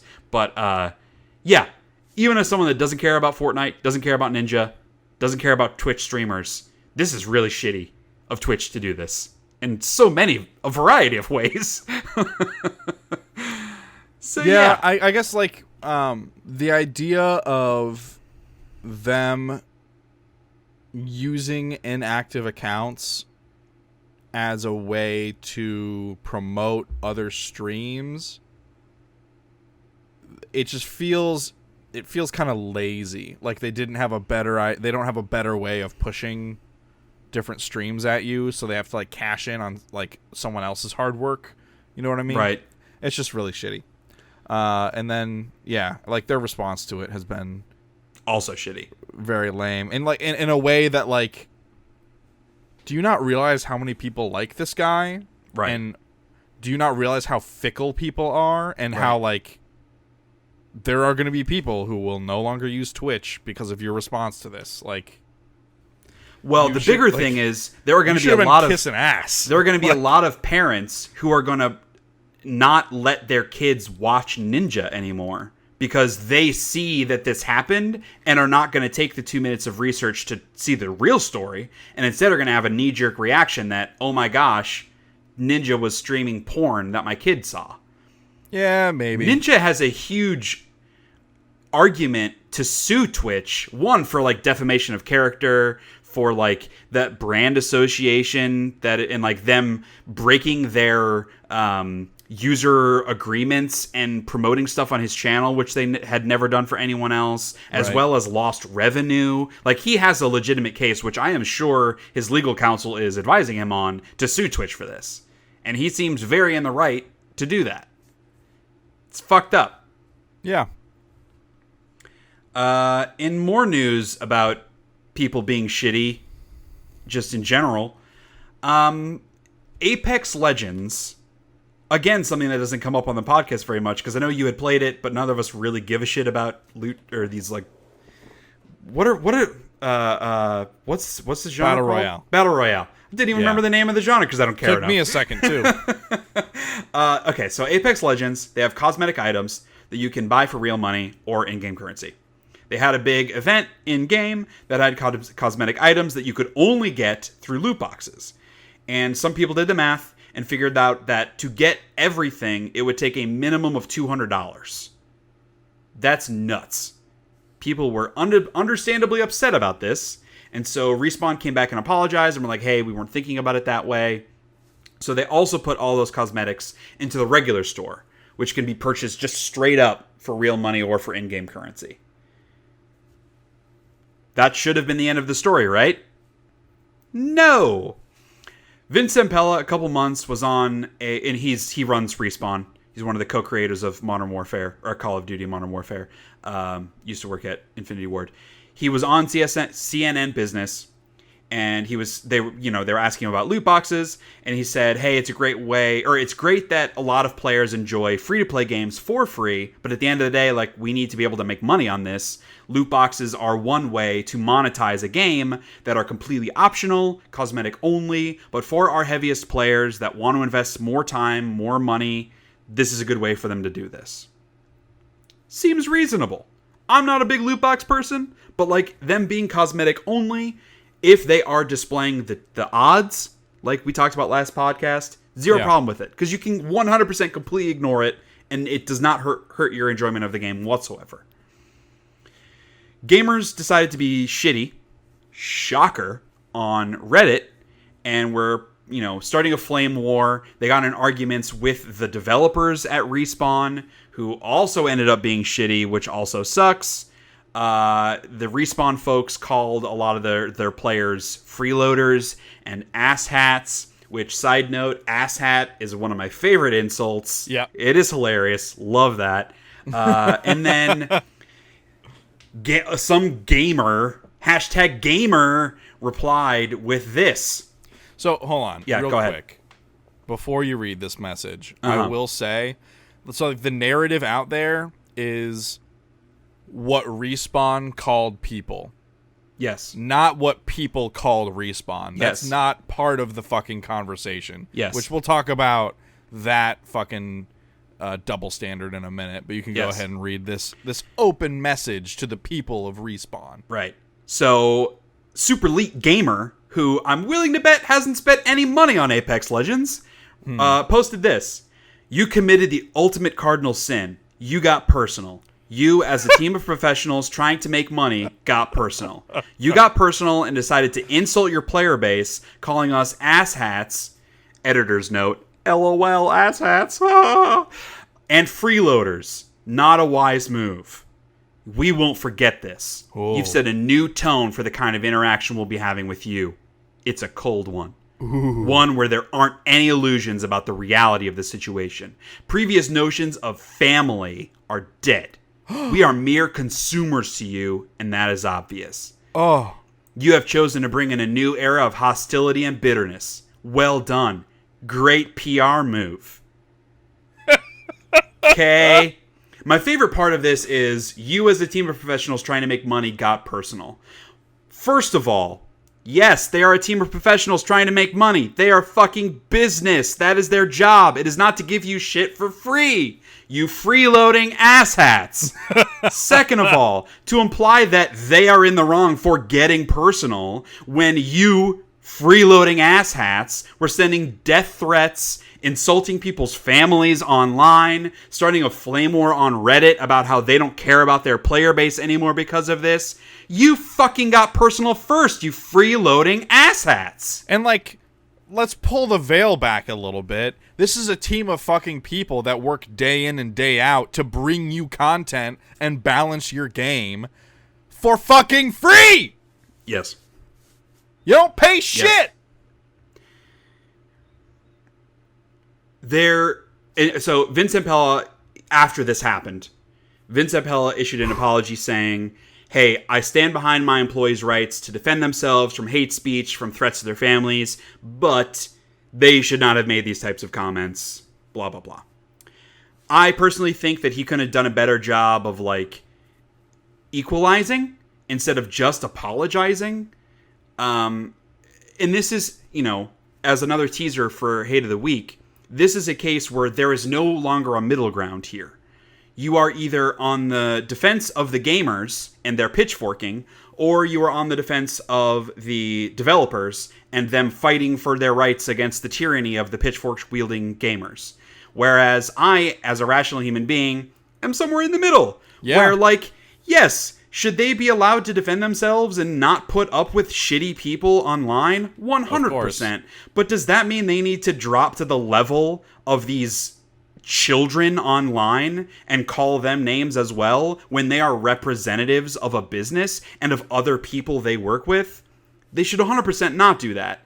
They need to be the adults in this situation. But I feel like first step is everyone treats everyone as people. Totally correct. That's step one. But that to me and is that not... starts with the community. But because that to me is... nobody from Respawn is initiating conversations like in a mean way. They initiate conversations professionally. It's people responding and people getting personal and insulting them and threatening them that makes them come out back at them to defend themselves. There's zero problem with that, Shea. And I refuse to listen. Like, I get it. It's a business. They have to make money. They need good PR, blah, blah, blah. My whole thing is fuck PR. like treat people as fucking people. I'm so over it. I'm over any kind of rationale that lets people be shitty to each other. I'm done with it.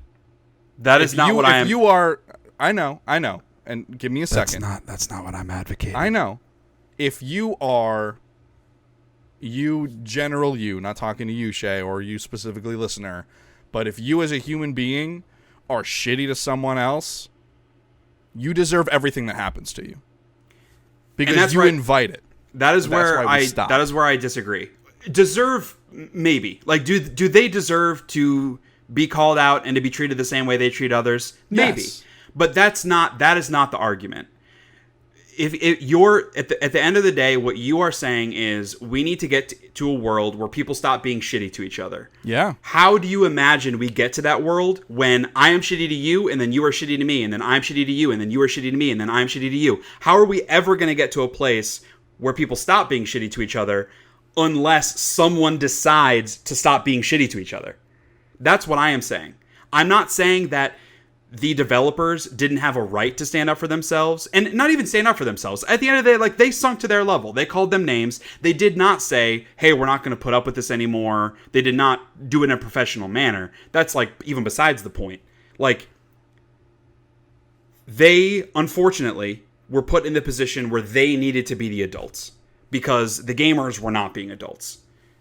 We will never get to this idealized world where people are nice to each other until someone decides to take it on the other cheek, as the saying goes. Because if you only fight anger with more anger, it's a cycle. It's just going to continue to perpetuate more and more anger, more and more people being shitty. 100% agree that people should be able to stand up for themselves. The manner in which they do that is what matters. And there was a way for these developers to do that that didn't perpetuate people being shitty. That is where that middle ground is being lost. Because that's my point, is like, you're on the side of the developers here in that, hell yeah, they should fucking send death threats to these people. I know that's an exaggeration. No, that's not what I'm saying. But you know what I mean. Like, fight fire with fire. Like, that is the side that you are on, and that's what I am saying is part of the problem. And by fight fire with fire, I mean someone is shitty to you, so you have the right to tell them that they are being a bad person. But that is not what happens. By being shitty to you. No, that isn't not entirely. But there's also the added layer of those people were being shitty to them and they made it personal. Like, this is their jobs day in and day out.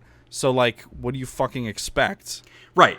And I am not saying that the developers at Respawn were in the wrong. I am saying that everyone involved was in the wrong. That's what I am saying. The gamer should not have started this problem, but also the developers did not react to the problem the way they should have reacted. Sure. I would say the gamers started the problem first. Well, obviously. They were in the wrong first. Sure. And I think at the point where it originates is the most crucial point to attack. Yeah, but that, like, attacking that problem doesn't prevent you from also attacking the second problem. Like, it's not like we can only choose one. Yeah. It to me, it's part of a larger symptomatic issue of exactly what we've been talking about. Like, you're bad to me, which means I need to be bad to you back. That's what is happening. And that's not what needs to happen. And that's not how we fix this problem. It is so much harder to take the high road. That's why it's called the high road. Well, but right. That's what someone needs to take the high road. And people do. But I also think that it's unfair to expect people to have to take the high road just because they have a fucking job. When provoked, I think people should be allowed to react in a human way. I'm not saying it's fair. It is not fair, but that doesn't, what is like the most age-old adage about life is that it is not fair. I'm not saying that it is fair, but it is reality. Someone has to be able to do it. And two, I do think they have a responsibility as representatives for their company to represent the company. That's how the world works. Individuals have different rights than companies do. And that's what I'm saying is, like, we need to do a better job public consciousness-wise of recognizing that when you're talking to someone, you're talking to a person, not the entity for which they are employed. Totally agree. And I think you can take those things separately in any circumstance. Yes, totally agree. But in this specific circumstance, part of the reason this became so bad is because these were Respawn employees replying. If this had been a different gamer replying to this person, would not have been an issue.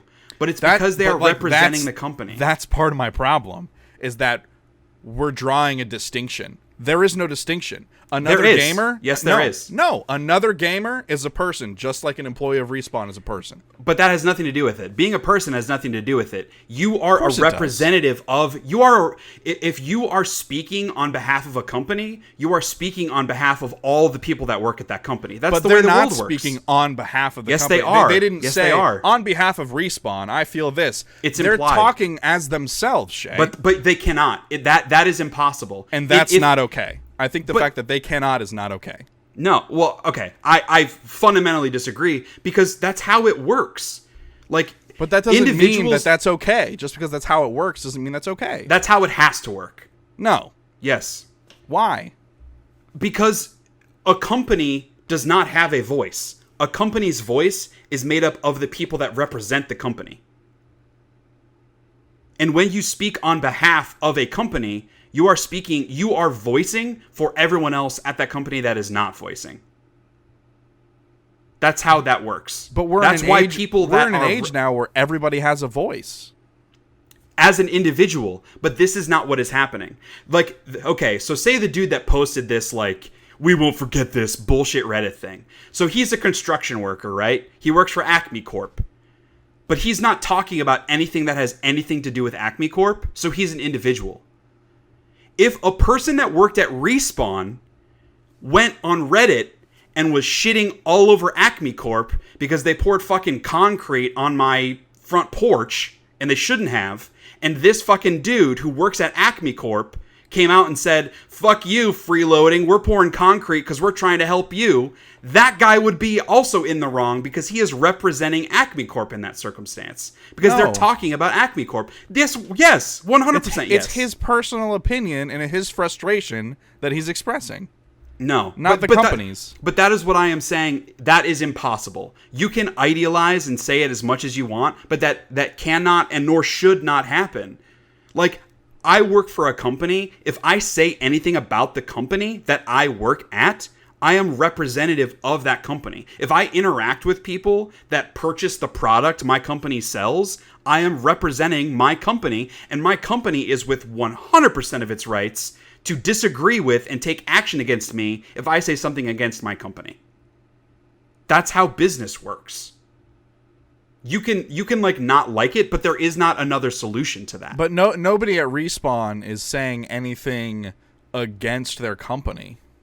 They're saying something against their consumers, but they're defending themselves.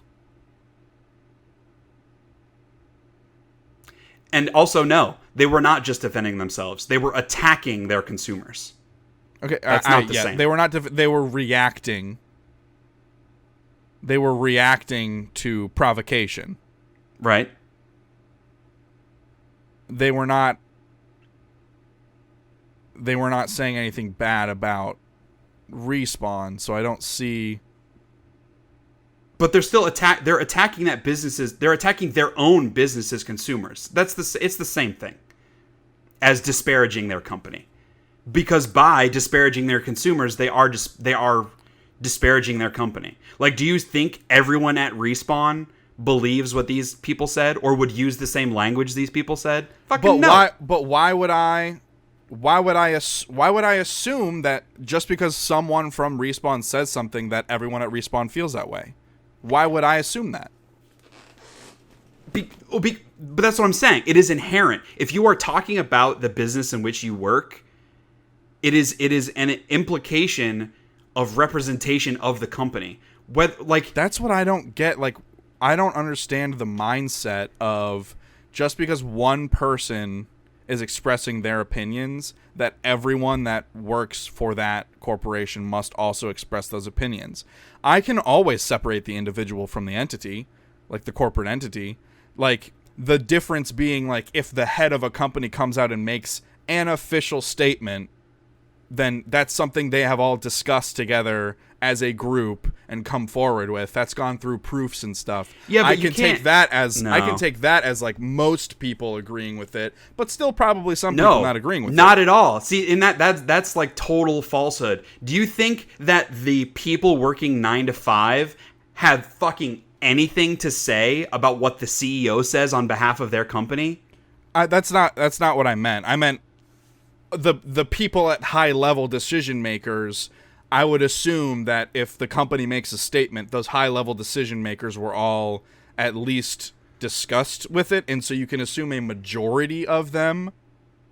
And that is 100% a false assumption that you are making. It could be. There are tons of instances of high-powered business executives coming out and saying things and then getting fired for saying them because those things they said are not representative of the company. That could be true. But that's the core point of what I am making. When you make a statement on behalf of your company, it is on behalf of your company. And these people are whether they want to or not. That has nothing to do with this. At the end of the day, they are talking about their product to their consumers and are therefore representatives of their business. There is zero way to get around that. And they need to know that. And again, like, to tie this all together, I am 100% not saying that these people were in the wrong for being frustrated and for trying to defend themselves, or even that I blame them for lashing out. All I am saying is that they should, or they can expect and should expect repercussions for that. Should the people that initiated the attack also get in trouble for this? Totally. But they are not representing their business in a way that they would. Like, in a perfect world, does Acme Co. look at this and say, you're kind of a piece of shit employee, we're going to fire you? Totally. But, like, there's not really any means of doing that unless he's, like, being actively, like, racist or, like, you know, physically threatening someone. That's a different circumstance. Just being like kind of a tool on the internet is not really grounds for firing. Like, in a perfect world, if it worked that way, totally. That would definitely stop people from being shitty to each other on the internet. But that's not the way it works, and that is never the way it will work.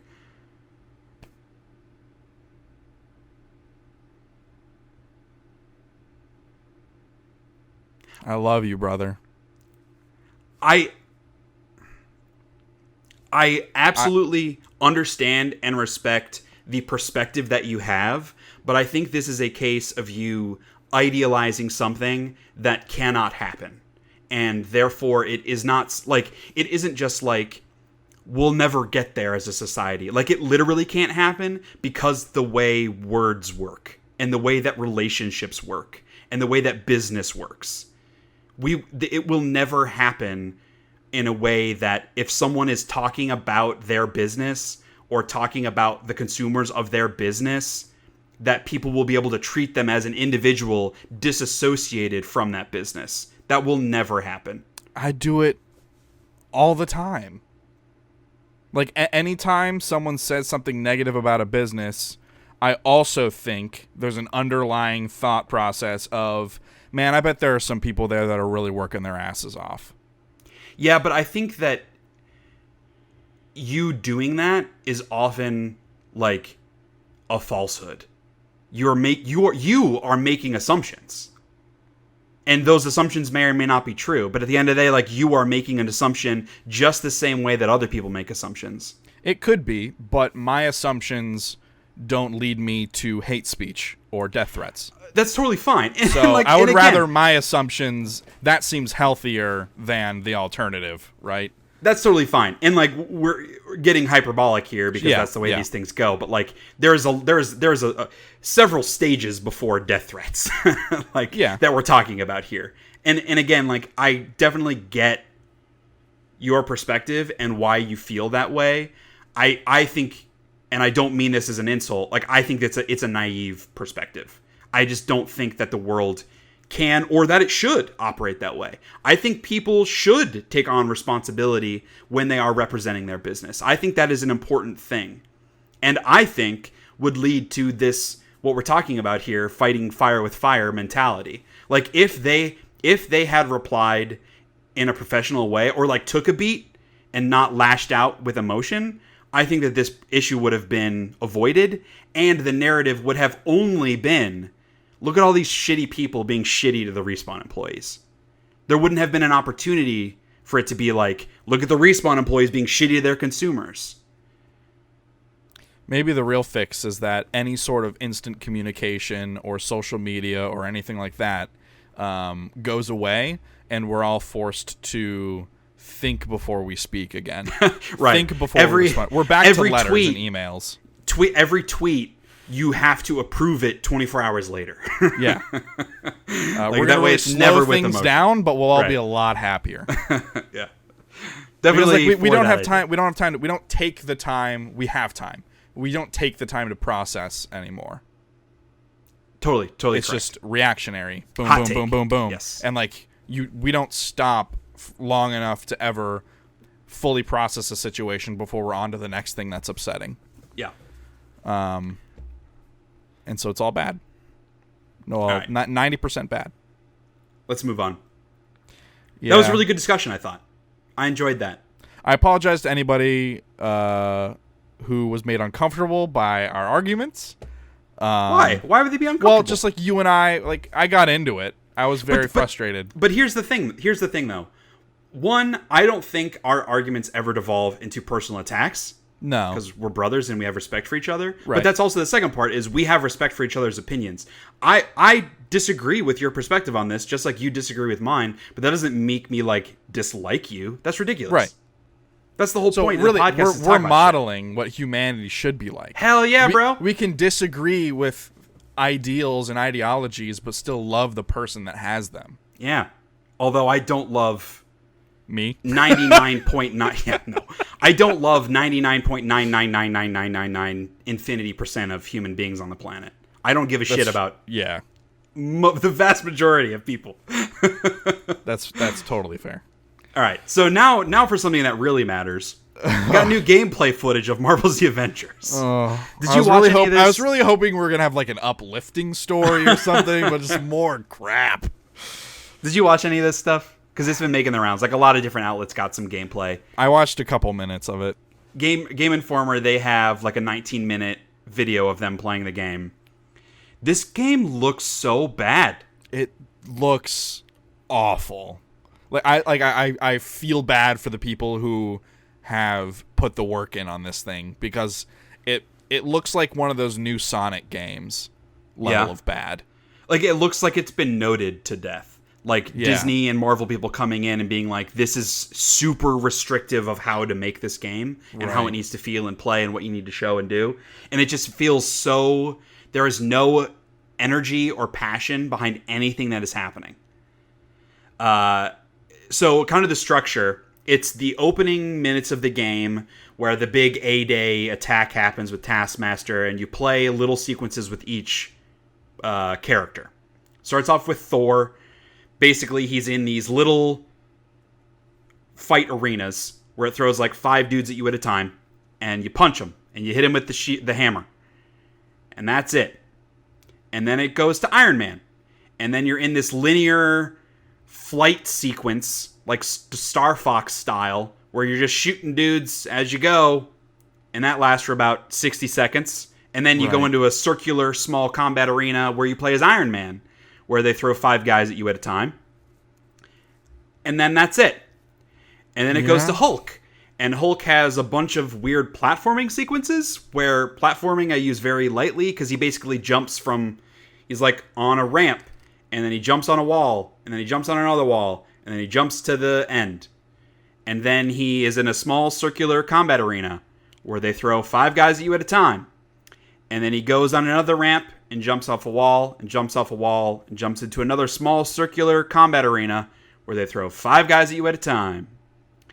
And then it goes to Cap, who at least his is a little different, because whereas everyone else is just on this like straight line San Francisco bridge fight, and at least Captain America's stuff is like up in the helicarrier, so environmentally it looks different. But it's a small circular combat arena where they throw 5 guys at you at a time, and you hit them, and you throw your shield at them. Yeah. And then it transitions to Black Widow, and she has a linear flight sequence where she's riding on the back of Taskmaster, And there's some QTEs where you punch him in the head. And then she lands on the ground. And then he's the boss. Like, this is the boss fight. And basically, he flies at you really slowly. And you QTE dodge out of the way. And then you shoot him. And then it goes to phase 2, which is in a small circular combat arena. Where he runs at you and tries to hit you, and you dodge behind him and punch him, and then you do some QTEs, and then you retreat, and then he does the same exact attack patterns again, and you hit him some more, and then randomly she turns on invisibility, and then she just goes and you punch him and you beat him, and that's it, and it takes all tension away from the fight because you just totally destroy him easily. And that was the 19-minute gameplay sequence. If any of that sounds boring, it's because it sounds really boring. There are lots of explosions, lots of jumping, lots of characters quipping, which is all terrible. There's actually a sequence in the Black Widow fight where she's like doing black backflips and like jumps on his back and is punching him in the head while also being like, "Hey Tony, can you make sure to check on this guy for me?" Like super casual voiceover as she's like flipping around the space, like no energy in her voice acting. Yeah, man. I mean, they obviously got a bunch of high-powered voice actors. Nolan North's in it. Laura Bailey's in it. What's his face? New Nolan North. Troy Baker is in it. Mark Willingham is in it. But none of them seem to give two flying fucks about their vocal performances. Hey, remember in Uncharted 4 when you would be, like, Nathan would be saying a line, and you would go to climb something, and he would, like, grunt while he was saying the line. Yep. And it was, like, procedural voice work. Yep. That felt like the new standard of voice acting. This feels like a game from 1995. Totally. Yes. It feels like a completely linear, like, PlayStation 2 game that they rushed out to tie into the movie. I'd say almost PlayStation 1 in terms of, like, the way the voice acting just plays over whatever is happening. Yeah. Yeah. And then it definitely, like, the design is very reminiscent of early aughts, PlayStation 2, Xbox. Just full of QuickTime events, like these small combat arenas. Yeah, exactly. You go one area, like you're going an area at a time, fighting groups of enemies in each area. And it like totally takes all the momentum away because every 60 seconds it goes to like a transitionary cutscene, and then back to another little fight sequence. Like there's like the no issue sense that we of had momentum. with Kingdom Hearts 3. Yeah, like you walk into an area, cutscene, fight a group of guys. Walk into an area, cutscene, fight a bunch of guys. It's that. Except this is way more linear than that. Yeah, and graphically worse. And looks like it doesn't play as well. Yeah, it seems absolutely terrible. This 100%, I wrote down, this looks like a game made for the lowest common denominator. Like, this is for, they're like, hey, all you folks that play Call of Duty and FIFA every year, and that's it, here's a third game to play. Where, like, they're not going to give a shit. They're like, oh, I smashed something against the Hulk. Oh, Black Widow, what a great ass. Like, those people are the people that this game is for. It looks awful. Do you think this game's for the kind of people who would make death threats towards Respawn? Yeah, maybe. Employees? Although they're probably going to be really mad about all the DLC characters. Oh, for sure, yeah. This game's $60? Why isn't it free? I'm an asshat. So yeah, that game looks shitty. So here's some like, oh man. After last podcast, where there was all this like bad news shit, and I was really looking forward to like, hey, let things happen again. Like, how about some good stories? And the world was like, nah. Bioware continues its downward spiral into being shut down in 2 years after Dragon Age comes out and is bad. So Anthem, a couple of months ago, was handed off from their main studio in Edmonton to the support studio in Austin. There was a big expose on Kotaku that Jason Schreier did, which was a really fascinating read after Anthem came out, just about the different studios and them butting heads and all this blah, blah, blah. It's really cool. Check it out. Ben Irving who became the lead producer on Anthem at their Austin studio, has left Bioware. So Anthem is obviously in a very bad place. The last thing Edmonton and Austin had worked on together was the like new raid sort of thing. Cataclysm, I think it was called. Everyone fucking hated it. And then it's gone dark. Like, no new updates on the roadmap. They were like, yeah, we're going to support it. Oh, sorry. Getting another phone call here. So going through a tunnel. So the lead producer has left the studio. Also, Edmonton is now working on the new Dragon Age game. Their lead producer, Fernando Mello, is leaving BioWare. He was the senior producer on Dragon Age Origins and Dragon Age 2, and he was the lead producer now on Dragon Age 4, whatever the game's going to be called. But not no mo. So basically, the dude running Anthem left, and one of the dudes running the new Dragon Age left. All things are rosy over at BioWare, I am sure. Sounds like they could do with a new IP and a new way of creating video games. Sounds like they could do with a reboot of their studio. Like, it's just clear to me that after the doctors or whatever, like the main dudes at BioWare for years and years after they both left, just the talent level is not as high. The leadership clearly is not there. I'm not going to throw all the blame at the feet of EA, but certainly the rushed release of something like Andromeda, something like Anthem, both at the end of fiscal years, did not help those products whatsoever. That doesn't mean that it's necessarily EA's fault. If the development studios were missing deadlines and stuff, like at the end of the day, you have to put the game out at some point. I'm not just going to say like bad people at EA not letting these creatives take more time, because maybe more time would not have fixed the problem. Maybe they had already taken too much time.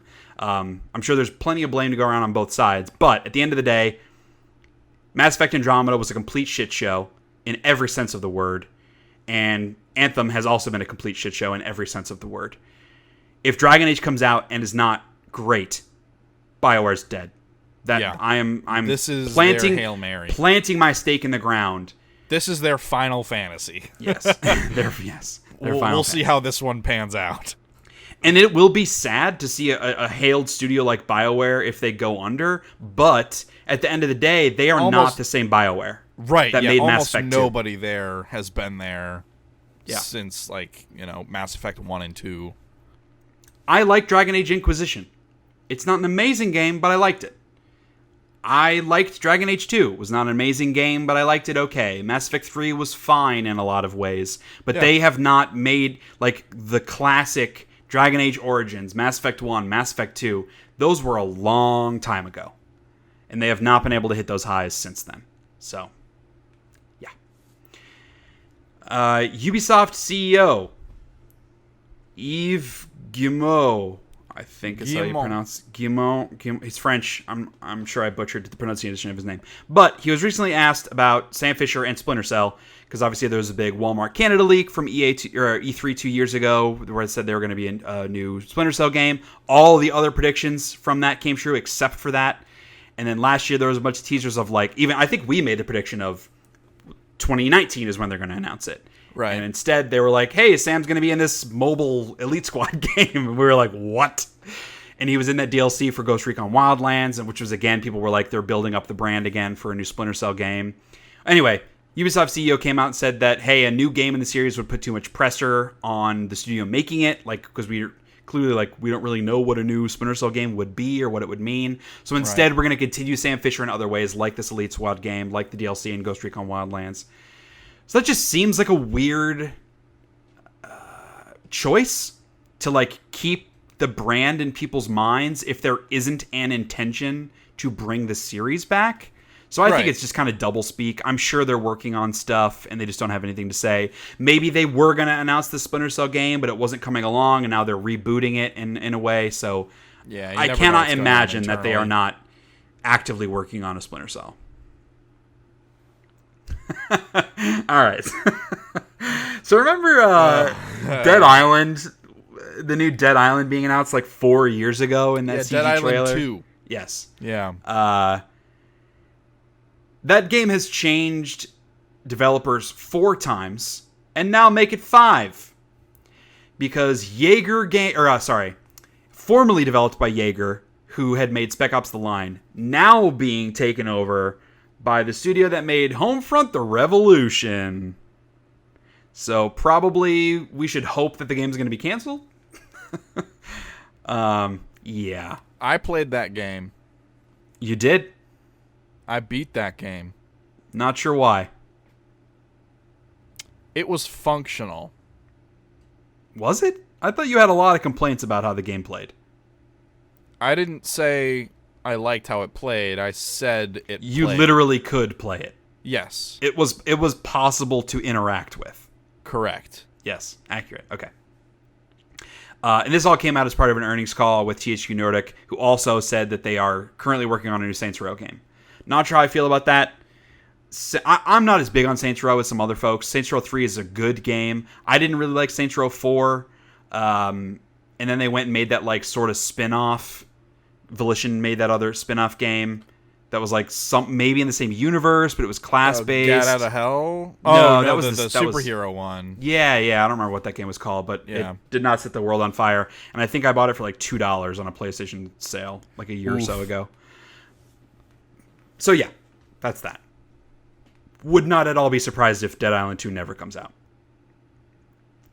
So we talked about Metro Exodus, the new DLC. There's another Metro game in the works, which, no spoilers please, but I assumed that Metro Exodus would be the final game. Like, I assumed they'd have some kind of wrap-up in the story. Although, I did also assume that in Last Light, with the whole, like, the black creature things. I assumed that was going to be, like, the end of that storyline. So, but anyway, the writer of the books said he's working on more story for a new game. Will not be based on any of his books. It's going to be completely new stuff. So that's cool. Obviously, it's still super early on, but the weird thing about the Metro games is that they all have like good and bad endings. Oh, okay. So like they all canonically is like the good ending is canonical. I don't remember what the good ending is. I think I got the good ending in Exodus because there's a lot of stuff that you can do to kind of like work that invisible meter back and forth. Sure. I think I got the good ending. I know it gives a lot of opportunity to not kill people when you're like stealthing. You can like knock them out. I've been killing everyone because fuck those guys. Yeah. You'll probably get the bad ending then. Well, I'm early on. Okay, so we talked about this after E3 of like games that were missing in action from E3. One of which was Town, the new game that Game Freak, the makers of the Pokemon games, had announced, I think at the Game Awards previously, which originally had a 2019 release date. Pretty safe to assume that was not going to be the case anymore since it completely went dark. There was just a little teaser trailer as part of the announcement. Well, Game Freak recently filed a trademark for the title Little Town Hero. So speculation is like this is the new title of the game, Little Town Hero, which sounds like 3 words just mashed together. Yeah. But for me, it's mostly just like, hey, at least they're still working on this game. Assuming this is the new title. I'm happy about that. I would love to see them do something different, or at least somewhat different. Like the town, to me, the pitch of the game felt very... shit. What's the name of that game? Fuck. I love that game. They made 2 of them. They were very different. They were JRPGs. Damn it. Xenosaga? No, because they only made 2. It was a PS2 game. Dark Cloud. Dark Cloud, thank you. Yeah. The pitch of this felt very Dark Cloud 2. Yeah. It had RPG elements. You have a little party with you. They have town building stuff involved. So that sounded neat.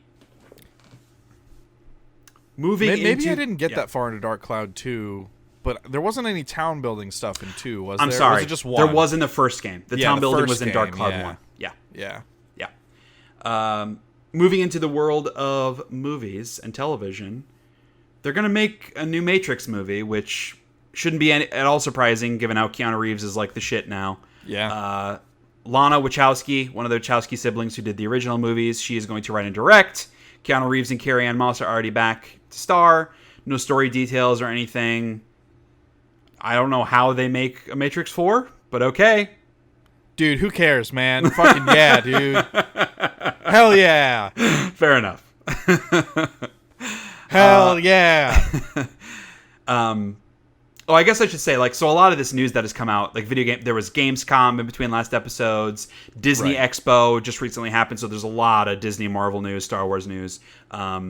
There also a big announcement that there is a Breaking Bad movie coming out October 11th on Netflix.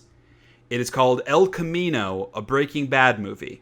It is focusing on Jesse Pinkman, so it takes place after the show, so obviously it cannot have Walter White in it, because he's deadzo. But Jesse Pinkman is in it, directed and written by Vince Gilligan, creator of the show. And they at the reveal, they had a little teaser trailer that was like an interview or an interrogation with Skinny Pete, where they were like asking him about the whereabouts of Jesse Pinkman. So that's kind of the little teaser that they had. I'm pretty psyched about it. Why not? You know, Breaking Bad's incredible. Sure, why not? Yeah, Vince Gilligan's awesome. A lot of my friends really like Breaking Bad, so yeah, it's super good. It's definitely a contender for best show ever. I don't have a firm answer on that, but it's definitely up there. Uncharted movie. Yeah. Just like Dead Island 2 has moved to like its 5th development studio, Uncharted now is potentially looking for its 6th director. Dan Trachtenberg, who directed 10 Cloverfield Lane, was recently attached to direct. And that's when Tom Holland came on board as Nathan Drake. Well, Dan Trachtenberg has left. This development of the movie has also been moved over to the new Sony film studio called PlayStation Productions, which is interesting. I'm going to assume they're mostly focused on adapting PlayStation IP.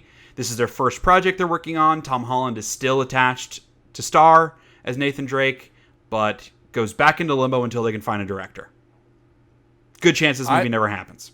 I don't even care if this movie happens. I just want to see the documentary about the making of the movie. The making of it. Yeah, all the behind the scenes shit, for sure. Like, what went wrong? So here's something I'm pretty psyched about. We got a first trailer from the D23 Expo for The Mandalorian. Did you watch this? Yeah. It shows basically nothing. Yeah. Except for, like, the vibe of it. You don't even see Pedro Pascal, who's playing the titular Mandalorian. You don't even see his face. Which I'm like, I'm really hoping this isn't like a real Master Chief kind of he never takes his helmet off thing. I don't actually believe this, but this would be fucking cool as hell. That they cast Pedro Pascal as the Mandalorian, but that's a red herring. It's actually a different person playing the Mandalorian. Like, Pedro Pascal ends up being in it in some capacity, but the actual character of the Mandalorian is not Pedro Pascal. And that's why they're not showing us his face.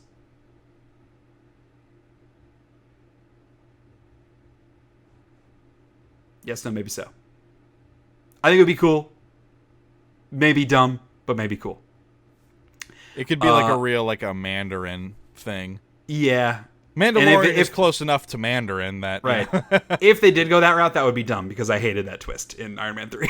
Me too. In the trailer, you see Tatooine. You see his first glimpse of his ship called the Razor Crest, which looks cool. I just like, I like the music. I like the vibe of it. It seemed pretty dark, which is nice. I'm glad that it's, like, not super PG-13. I'm sure it won't be ultra-violent. It's not going to be like The Punisher or anything, but it seems a little darker than a lot of what Disney's done.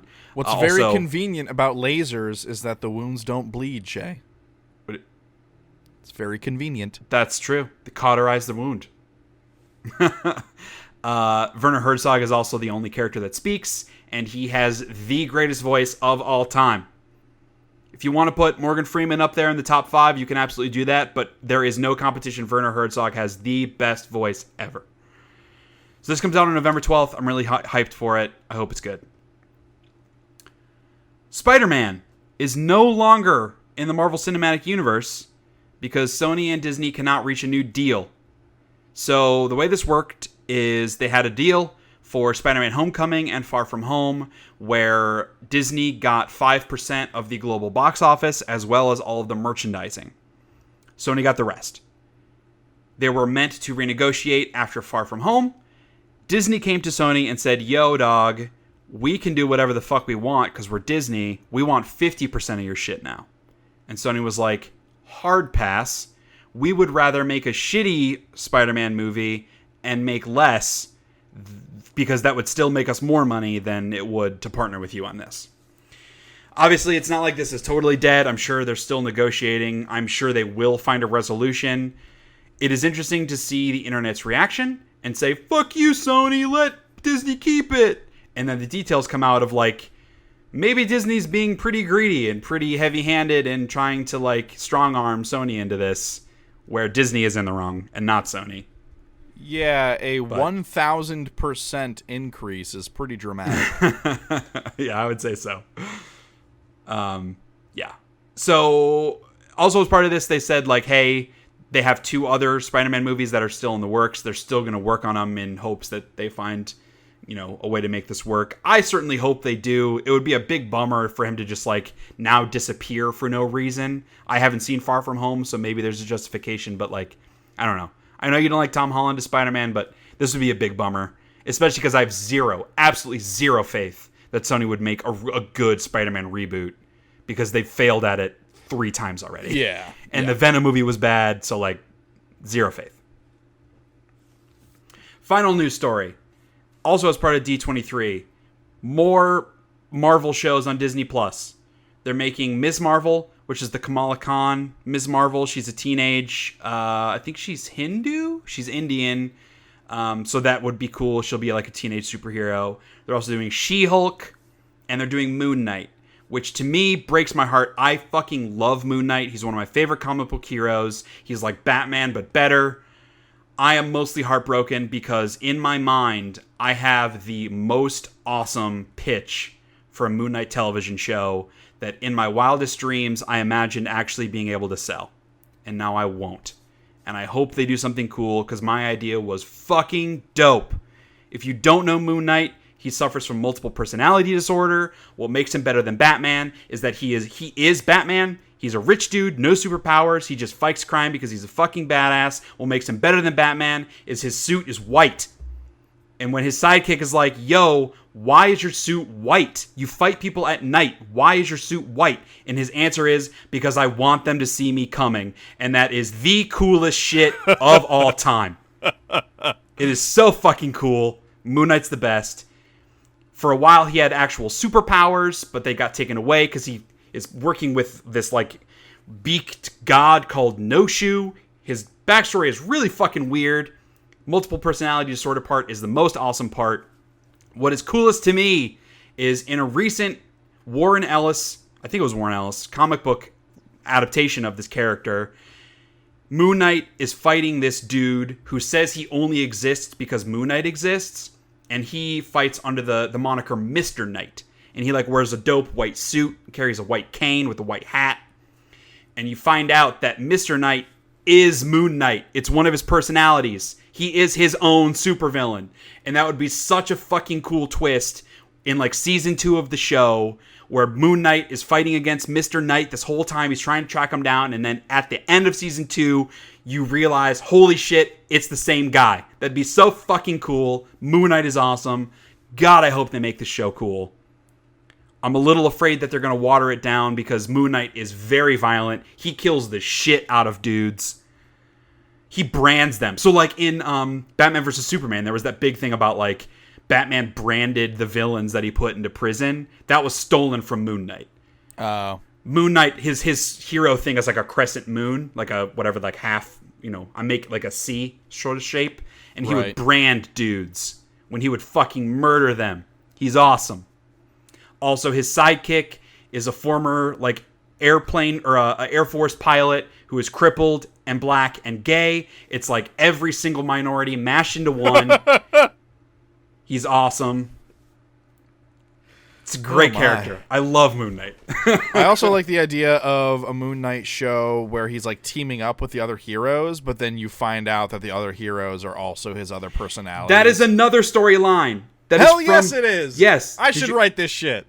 Brian Michael Bendis, he did a reboot of Moon Knight where Moon Knight moves from New York City to LA, and his current persona, he's like an LA film producer who is also still Moon Knight. And there's a big thing about, like, he has the powers of Wolverine and Captain America and maybe Spider-Man, because all of those characters' voices are in his heads manipulating him as he goes.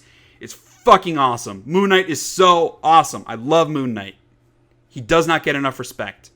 The article I read about this was like, if you don't know Moon Knight, don't be surprised. He's really up, blah, blah, blah. And I guess some, like, site ranked the best superheroes ever, and he's, like, number 147. So he's, like, super irrelevant. And I say, geez. fuck you to that list. There are a lot of superheroes I love. I love Spider-Man. I love Green Lantern. I love Green Arrow. I love Batman. I love Moon Knight. He's in my top 5. That's probably my top 5 favorite superheroes. And Moon Knight might be number 2 behind Spider-Man. Moon Knight is dope. Because I want them to see me coming. That is so fucking cool. Who's your least favorite superhero? Well, there are a lot of, like, jokey superheroes. I would need to think about that. Because there are a lot of superheroes. Like B and C tier dudes. Right. Oh, that's a tough question. So many pop into my head. That are, like, mediocre. But there are, I'm sure... I need to look through my comic book stash. I am not a fan of Mr. Terrific. He's a DC hero. He's, like, super smart scientist guy. He's lame. Oh, now I'm just thinking of a bunch of other guys I love. Like Booster Gold. I fucking love Booster Gold. He's from the future, and he comes back, and everyone thinks he has superpowers, but it's actually just his suit is, like, makes him superpowered, and so he's, like, lying to everybody, and he has this, like, little flying robot that tells him all this stuff of, like he solves crimes because he knows that they're going to happen, because he knows the future, because he's from the future. Oh, right. And he lies and tells everybody, oh, I'm a superhero from the future, but he fucking wasn't. He was a janitor. He just stole the superhero's super suit and went back in time. Booster Gold's also really good. He's very fun. Hell yeah, man. You got to take control of your own destiny. Sick of mopping floors, go mop up crime. So yeah, that's all the news. It's a lot. Let's do a hate of the week. It's really hot in this room for some reason, so we got to wrap this baby up. I'm sweating. Hate of the week. Okay, so I teased this a little bit already. We talked a lot about the whole Apex Legends thing. It's basically just that there is no gray area, no middle ground anymore on the internet. Everything is like hot take versus hot take. Either you hate a thing, or you hate the people that have anything bad to say about the thing. Like, there's no middle ground where, like, oh, I have some criticisms about the thing, but I see the value in it. That is, like, not allowed to exist anymore. Well, because if you are in the middle... Yeah, if you do that, the then people you're that part of the problem. Yes, the people that hate the people that hate the thing also hate you. They loop you in with the people that hate the thing. And that's so not fair. So, obviously, the Apex Legends thing is a big example of this. The Ninja thing is a big example of this. The Sony versus Marvel thing everything is an example of this because it's a big problem. But the example for me today, which it's about football, so feel free to zone out, Kyle. But no, it's relevant. So, like, quarterback for the Colts, Andrew Luck, he's 28. He's had a lot of injuries in his NFL history. He is incredibly talented, one of the best quarterbacks in the NFL. If he continued to play, he would 100% be in the Hall of Fame. He's an awesome quarterback. The Colts are on a huge upswing. They're my favorite team, obviously. They're on a huge upswing, legitimate Super Bowl contenders for like the next decade. They have a great coach, a great general manager that has great drafted players. The quarterback is the most important position in football. Andrew Luck, he didn't play football for like a year and a half because of an injury. Came back last year. Everybody was like, there's no chance. He's got to be washed up. He's been out of it too long. He came back, won the NFL Comeback Player of the Year, was in the MVP conversation, threw the second most touchdowns in the NFL last season. He decided to retire yesterday. He's 28. For reference, Tom Brady turns 43 this year, and he's still the quarterback for the Patriots, and just signed a contract extension for another 2 years. Damn. This is, without hyperbole, the most shocking NFL news story in the history of the sport. A dude that just fought his way back from injury, playing at an MVP level for a Super Bowl contender team. He is super young, one of the best players in the NFL, out of nowhere, a week before the season starts, decides to retire. It's absolutely insane. And so, of course, because people are fucking shitty, which, as a Colts fan, I am embarrassed. There are videos going around of people burning their Andrew Luck jerseys. It sucks because this leaked. Yes, I know. People are so fucking stupid. He was going to have a press conference Sunday at 3 p.m. to announce this.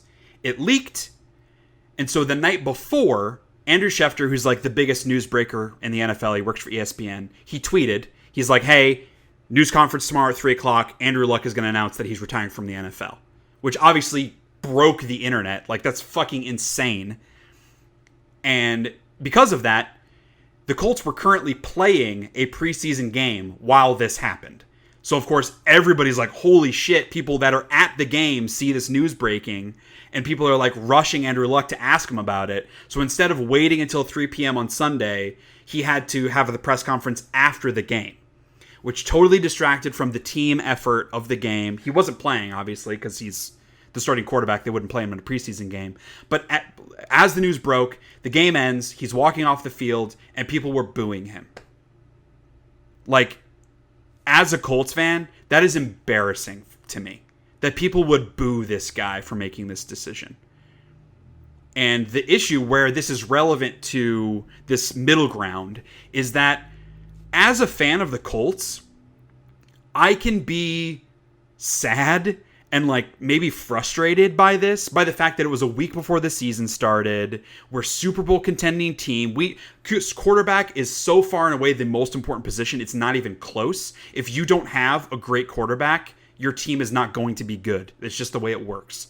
And now we are going to be starting a backup quarterback all year in a year where people thought we could win the Super Bowl. Now we probably won't even make the playoffs.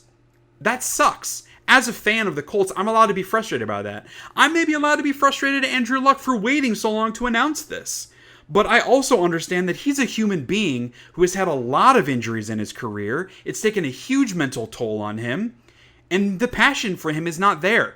He is currently dealing with an injury that he's trying to come back from to make it for week 1 of the season. And he's just exhausted and beat up and worn down and fed up with this sport. Totally respect that he is an adult that can make his own decisions. I can also be like sad for the future of the franchise and also frustrated at the timing of this.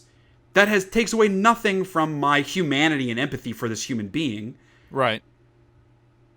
And yet that like isn't allowed. Because if I voice that, people loop me into the people booing him and burning his jersey and be like, oh, you think your franchise is more important than this man's personal life? No, of course not. I never said that. Yeah, like, you can have both of those emotions simultaneously and process them separately. Yes. And that is so frustrating to me. And the predominant reaction is like being bummed about my favorite sports franchise, but also like this poor guy who just he was living his dream of being an NFL quarterback, and he was one of the best at it. And along the way, that left him. And I'm sure he is like, he, at his actual press conference, he was in tears about it. Like, he was clearly broken up and like saddened. And that sucks, man. Like, I hope he finds something else that he's passionate about, whatever. Like, I hope he is able to move on from that. That's the predominant reaction. But I'm allowed to also be like, ugh, guess we're not Super Bowl contenders anymore. But that's like such a smaller reaction, you know what I mean? So it just sucks. And of course, and then you have the opposite side of the people that are like, oh, you want to know how crazy it is? Tom Brady is still playing football after Peyton Manning and after Peyton Manning's successor. I'm like, that's so fucking not at all. That has nothing to do with any of this. Like, what? How do you turn this into praising Tom Brady? What the fuck does that have to do? It's so stupid. Like, people are so... Everyone has to have their hot take. Everyone has to have their unique thing to say to get their likes and their retweets. And it's fucking sick. So that's all I want. I just want the middle ground to come back. You see in politics, people are farther and farther getting to the outsides of the political spectrum. Whereas it used to be, a bell curve where the middle was the highest, and now it's the outsides that are the highest. It sucks. So that's Hate of the Week. We got an email, so this can be fun. And I'm going to be really hungry now after talking about this. Email from Steve. Says, Shea and Kyle, let's talk food. Okay, I'm already on board. None of us are above a good chain restaurant, but could too much be too much? You are only allowed to eat at one chain restaurant, which can be fast food, casual, sit down, whatever, but it's a chain. and you can only eat at that chain restaurant for an entire year. What do you pick? So if you can only pick one restaurant and you can only eat at that one restaurant. So this question is deceptive, right? Like, you think, oh, like, what's your favorite restaurant you want to eat there? There are a lot of considerations, because now there's 3 categories in which that restaurant could belong to. Fast food, fast casual, or sit down. Right. And then, you have to take into account, okay, it's not just my favorite food, it's when I need to get stuff. Right. When I don't have time to prepare food. Like, it has to be a fast food restaurant for me. For my lifestyle, I would have to be able to get fast food. Like, I do not have time to prepare meals. I do not have time to do all that prep stuff. I can't bring food with me everywhere. I have to be able to pick food up. Yeah. So if I'm limited to one type of restaurant, it's going to have to be fast food.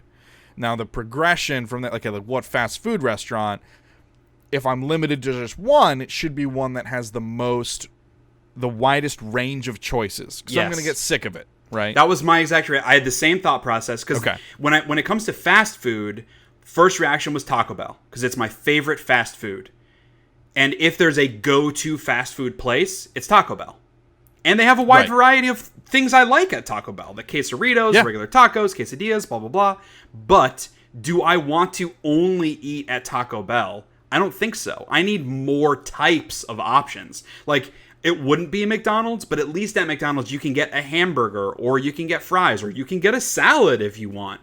There are a wider range of food types than at Taco Bell. So Taco Bell was my initial fast food option, but I don't think I could do Taco Bell as my only option. Right. Because that's the thing, like, Taco Bell has a huge list of things, but it's all made of, like, the same core 5-6 ingredients.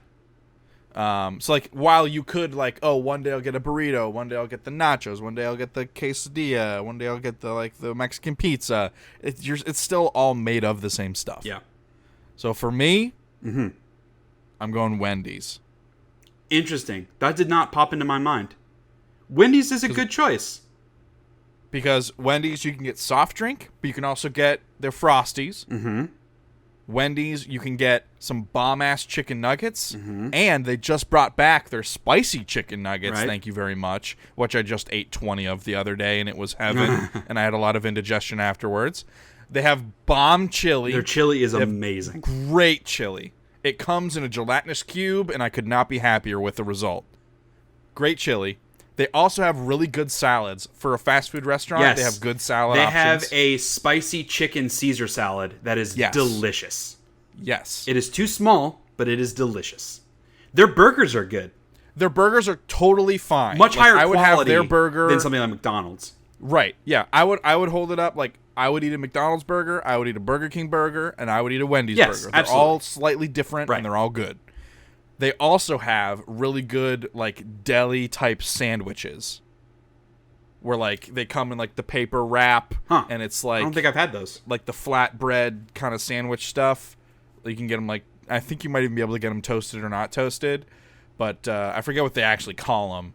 But, like, deli-style sandwiches. Are you sure? Because Arby's has those. I've never seen those at a Wendy's. I used to get them at Wendy's. Okay. I don't know if they still have them. Let me check. Because I would also throw out, Wendy's has a really good bacon Asiago chicken sandwich that is also incredible. Delicious. That does sound good. Wendy's is a good choice, like, for fast food. My issue was, if it's something I'm going to eat every day, like, actual fast food is less appealing because it's so bad for me that I want a little bit more of that elevated fast food, or like the fast casual, because obviously, like, Chipotle popped into my mind. Yeah. Could I eat Chipotle every day? 100%, because I ate Chipotle almost every day for a year when I worked there. And in fact, I ate Chipotle multiple times a day, almost every day when I worked there for a year. But you got to stop in. True. There is not a drive-thru for Chipotle. Yes, but if it's Chipotle not... had a drive-thru, it's a different conversation. Yeah, it's not that much of an inconvenience. But, like, for me, I'm on a fucking crunch. That's fine. I have, like, between classes and rehearsals 2 days a week, I have 40 minutes to get from campus to the school and get food. I'm on a time crunch. Because part of the other problem with Chipotle is similar like Taco Bell problem, much higher quality food, obviously. But there's a very limited amount because everything is made with the same ingredients. Yeah, you can get a burrito or a bowl or a salad with a different meat, but all the ingredients are pretty much the same. You can like come up with little concoctions like you mentioned in the last episode, like, oh, hard taco and soft taco with guac in the middle. Or, hey, I could make myself a chicken quesadilla at Chipotle maybe. Like, I could do that stuff, but at the end, it's still all the same stuff. Yeah. So the other option that I think is like, it is fast food, but it's elevated fast food, was Chick-fil-A. Because there are so many things at Chick-fil-A that I am obsessed with. Their regular Chick-fil-A sandwich, the spicy Chick-fil-A sandwich, their grilled and their fried nuggets are amazing. Their waffle fries are fantastic. They have great Coke, because they have the little ice cubes that make the Coke taste extra good. Tons of great stuff. Their grilled chicken sandwich is delicious. All their dipping sauces, the honey mustard, the Chick-fil-A sauce, their honey roasted barbecue, all of it is delicious. It's just a little more expensive. Yeah, but I'm not as much taking that into consideration here. Okay. Because you have to eat there, so like you have to budget for it. Like I'm not only going for cheap. The thing that kills it with Chick-fil-A, not open on Sundays. Not open on Sundays. Yeah. So I don't think that can make the list either. I don't think God had Chick-fil-A in mind when he created the Sabbath. Because I would also loop Zaxby's into that category. Like they have a lot of different foods that I love all of them, but it's not as good as Chick-fil-A. So if I would rather give up Sunday and have Chick-fil-A than have Zaxby's, I think. That was the tiebreaker there. And then I thought, okay, sit-down restaurants that you can still order stuff to go, or you can get Uber Eats. That still works. The big chains that I would never get sick of. Olive Garden is one. Love so many different foods, but at the end of the day, it's just pasta. I can make my own pasta and it's still delicious. Do I only want to limit myself to eating Olive Garden? I don't think so. So I think my answer there, my contender for the sit-down restaurants, is Fridays. Because they have a lot of different foods that are all incredible. They make Coke with grenadine, which is the correct way to make a cherry Coke. Yes. That's very important. They have good desserts. And with a maraschino in it. You can order booze there, which is also important if you're going to sit there, obviously. Right. So I think like all things put together, it's really hard to pick one. Because like my legitimate contenders are Taco Bell. Wendy's is a great pull. Would not have thought of that, but it's definitely a contender. Fridays, Chipotle, Chick-fil-A, Zaxby's. If I had to only pick one, I'm going to go with my gut here, which might be surprising, but I would say Chipotle. Okay. I think it is the highest quality food of anything on that list. I already ate it for a year every day, so I know I enjoyed it. You can do it. And I don't think I would ever get sick of it. Are the options fewer? 100% than anything else on that list, but it is so delicious. Like, even now, I could eat Chipotle every day. Like, if I think about that, I'm like, hell yeah, dude, give me Chipotle every day. I'd be excited about it. So that's my choice. Yeah. And Wendy's is yours? Yeah. And that's a great choice. Quick Wendy's update. Yeah. I think you're right. I think I was thinking Arby's sandwiches. Yeah. But some menu items I didn't know about at Wendy's. Bacon jalapeno cheese fries. Like melted cheese over their fries with bacon bits. God, and also I'm jalapeno. So you can get it without hungry. the jalapeno. And then they also have chili cheese fries, which you can get. And they have baked potatoes. You can get a sour cream and chive. Their baked potatoes are bacon good. Cheese baked potato. Yeah, I've had those. Like, they're good. And their fries are also good. We didn't even talk about their diced fries. apples and like strawberries and blueberries if you need some fruit. Wendy's fucking got it going on. Didn't make it onto my contenders list, but Arby's would also be a good option. I love their beef and cheddar is so good. Dude, their curly fries are amazing. Their regular roast beef with some Arby's sauce on it, incredible. Yeah. They have those market fresh sandwiches, which is a great mix up. They have sliders, which are new, which aren't like amazing, but if you're going to switch up your palate a little bit, they have like a buffalo chicken one, a barbecue chicken one. Those are good. Okay. Oh God, I'm so hungry. Dude, Wendy's so Damn good. it, Steve. And it's, local time. It's almost 4 p.m. It's the middle of the afternoon. I am starving. God. I don't know what I'm going to do about it because I do not imagine my wife is going to be like, yeah, let's go get fast food. My wife picked up McDonald's after getting the groceries, and I'm already hungry again. Oh, yeah. I had some leftover pizza this morning. Did not last me long enough. But that's going to do it. We're going to wrap up with something we don't hate. And shocker, my don't hate is food, kind of. I don't hate Mountain Dew with all natural cane sugar. Regular Like Mountain the throwback? Dew. Yeah, the throwback. Regular Mountain Dew is better. You can't beat perfection. Mountain Dew and Reese's Peanut Butter Cups are literally the two best food creations of all time. But the Mountain Dew with the cane sugar, the throwback style, is still incredible. It is a great alternate version, alternate reality Mountain Dew. Yeah. And I'm going to have one today, which is why I don't hate it. That's especially, so I don't really have soda during the week because I have my energy drinks and stuff and I'm trying to limit it. So like weekends, those are my soda days. And so I always make sure I'm strategic. There was a big soda sale at Publix where it was like buy 2 12-packs, get 2 free, which is bonkers. So I got 4 12-packs for $9. Hell That is yeah. literally the cheapest I've ever seen it. And so I got 8 12-packs of soda. I got a Mountain Dew. It's not going to go bad. No. And I'm not going crazy with it. It's not like I'm my wife got pissed at me legitimately because it's killing me. She is in the right. I'm not saying that she's wrong. But she was mad because that was my justification of like, it was so much on sale. I'm not going to drink it more than I did before and it'll last forever. Like I might as well buy it now. She didn't see the logic. It's something, I don't know. Women, huh? So let me see the list. So I got a 12-pack of Mountain Dew, throwback Mountain Dew, Code Red Mountain Dew. They're like 4th of July holiday brew. Yeah, It's it was called okay. Holiday brew. I don't really like it. It was okay. I got Crush orange soda just to do something Hell a yeah. little different. I got Dr. Pepper. I got Cherry Pepsi because it was Pepsi products only, and Okay. I got new Blueberry Pepsi, which is good. Interesting. It has blueberry and raspberry in it. Sounds good. It's good. It's not as good as Wild Cherry Pepsi, which is not as good as Cherry Coke, but it's something a little different. I was like, hey, I'm getting 12 of these. Let's try something. And I love having all that. I mean, being OCD like I am, I love having all that variety where I can like have a different one all the time. Yesterday I had a Crush, which was great. It was a great like palate cleanser. It's not like, because it's caffeine free, it has less sugar than all the other ones. That's my problem with it, is it's caffeine free. But that's not why I drink it. I drink it because I like the taste. I know, but like for me, if I'm gonna have, because I drink probably like 3 sodas a day. That is, don't do that. Stop doing that. No, I drink like 3 sodas a day, and so at least one of them has to have caffeine. So Okay. Fair enough. So I'll have like a Crush or something, a root beer or something, and then like a Mountain Dew type or root a Coke. beer. Dude, Barks Red Cream Soda, the red root beer. I don't like baby. I don't like cream soda. I don't dislike it, but I would never choose it. Is it? Hold on. Is it red cream soda? Is that what I'm thinking of? I have it right here.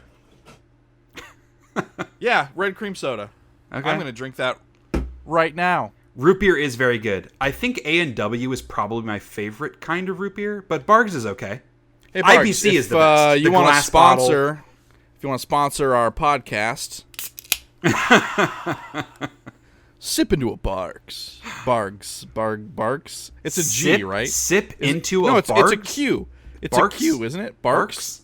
Or is it a... Yeah, it bends backwards. I think it's a Q, right? I can't It do... does... No. It does look like I know a Q. it's reversed Is it in Barks? the webcam. It's Barks? That makes no sense. Well, root beer comes like a tree, bark. That is no. I'm just spitballing, dude. No. I've always said Barks. So but when I say it, it's like halfway between a hard K-Q sound and Yes. a G. Barks. Yeah. So I do like Barks. both of them. I do like both of them simultaneously, so I can't be wrong. It should just be BARX. Barks. Barks. Barks. All right, give me your don't hate. We need to wrap this up because I need to eat. Wendy's spicy chicken nuggets are back, bro. Yeah. They sell them in buckets. I kind of want to go get Wendy's now. The problem is there are too many options at Wendy's, and so I won't want to get a lot of stuff because now I really want the Spicy chili. I chicken want a nuggets. Frosty. All right, well, of it. here's what you do. You get like 8 pieces of chicken nuggets. You get a chili, large or regular, your call, whatever you want, whatever you're feeling in the moment, and then also get a large Frosty. But I also want It's fries. those 3 things. Because I want to dip the fries in the Frosty. Then get a small fry and get a regular chili and a small fry. Yeah, that's not too and much then food. Like an 8-piece chicken nugget. Yeah, that's not too much. If there's a reasonable little amount. bit left over, like a chicken nugget or There a few won't. fries, No, there won't. no big deal. No, I just mean like, I thought you were going to pitch to me like, yeah, just go and get the 20-count nugget, get the large fry, a large chili, and maybe throw in a burger. Like, I thought that was going to be like, that's way that's too much. what I do. Yes, exactly. You are not me. All right? Know That's your the only thing audience. that gets me through the day. Mentally and physically, because I don't think you'd make it through. Aw. Oh, gee. That's a good place to end it. Or maybe a bad place, but that's where we're going to end it. How about that? Yeah. Thanks, everybody, for listening. Check out SheaHatesEverything.com. Please subscribe to the podcast if you aren't already. Leave us a review on iTunes. Send us an email, just like Steve, to info@SheaHatesEverything.com. Interact with us on social media. Give us your hottest take so I can call you an asshat. We'll see you guys in the next episode. Peace out.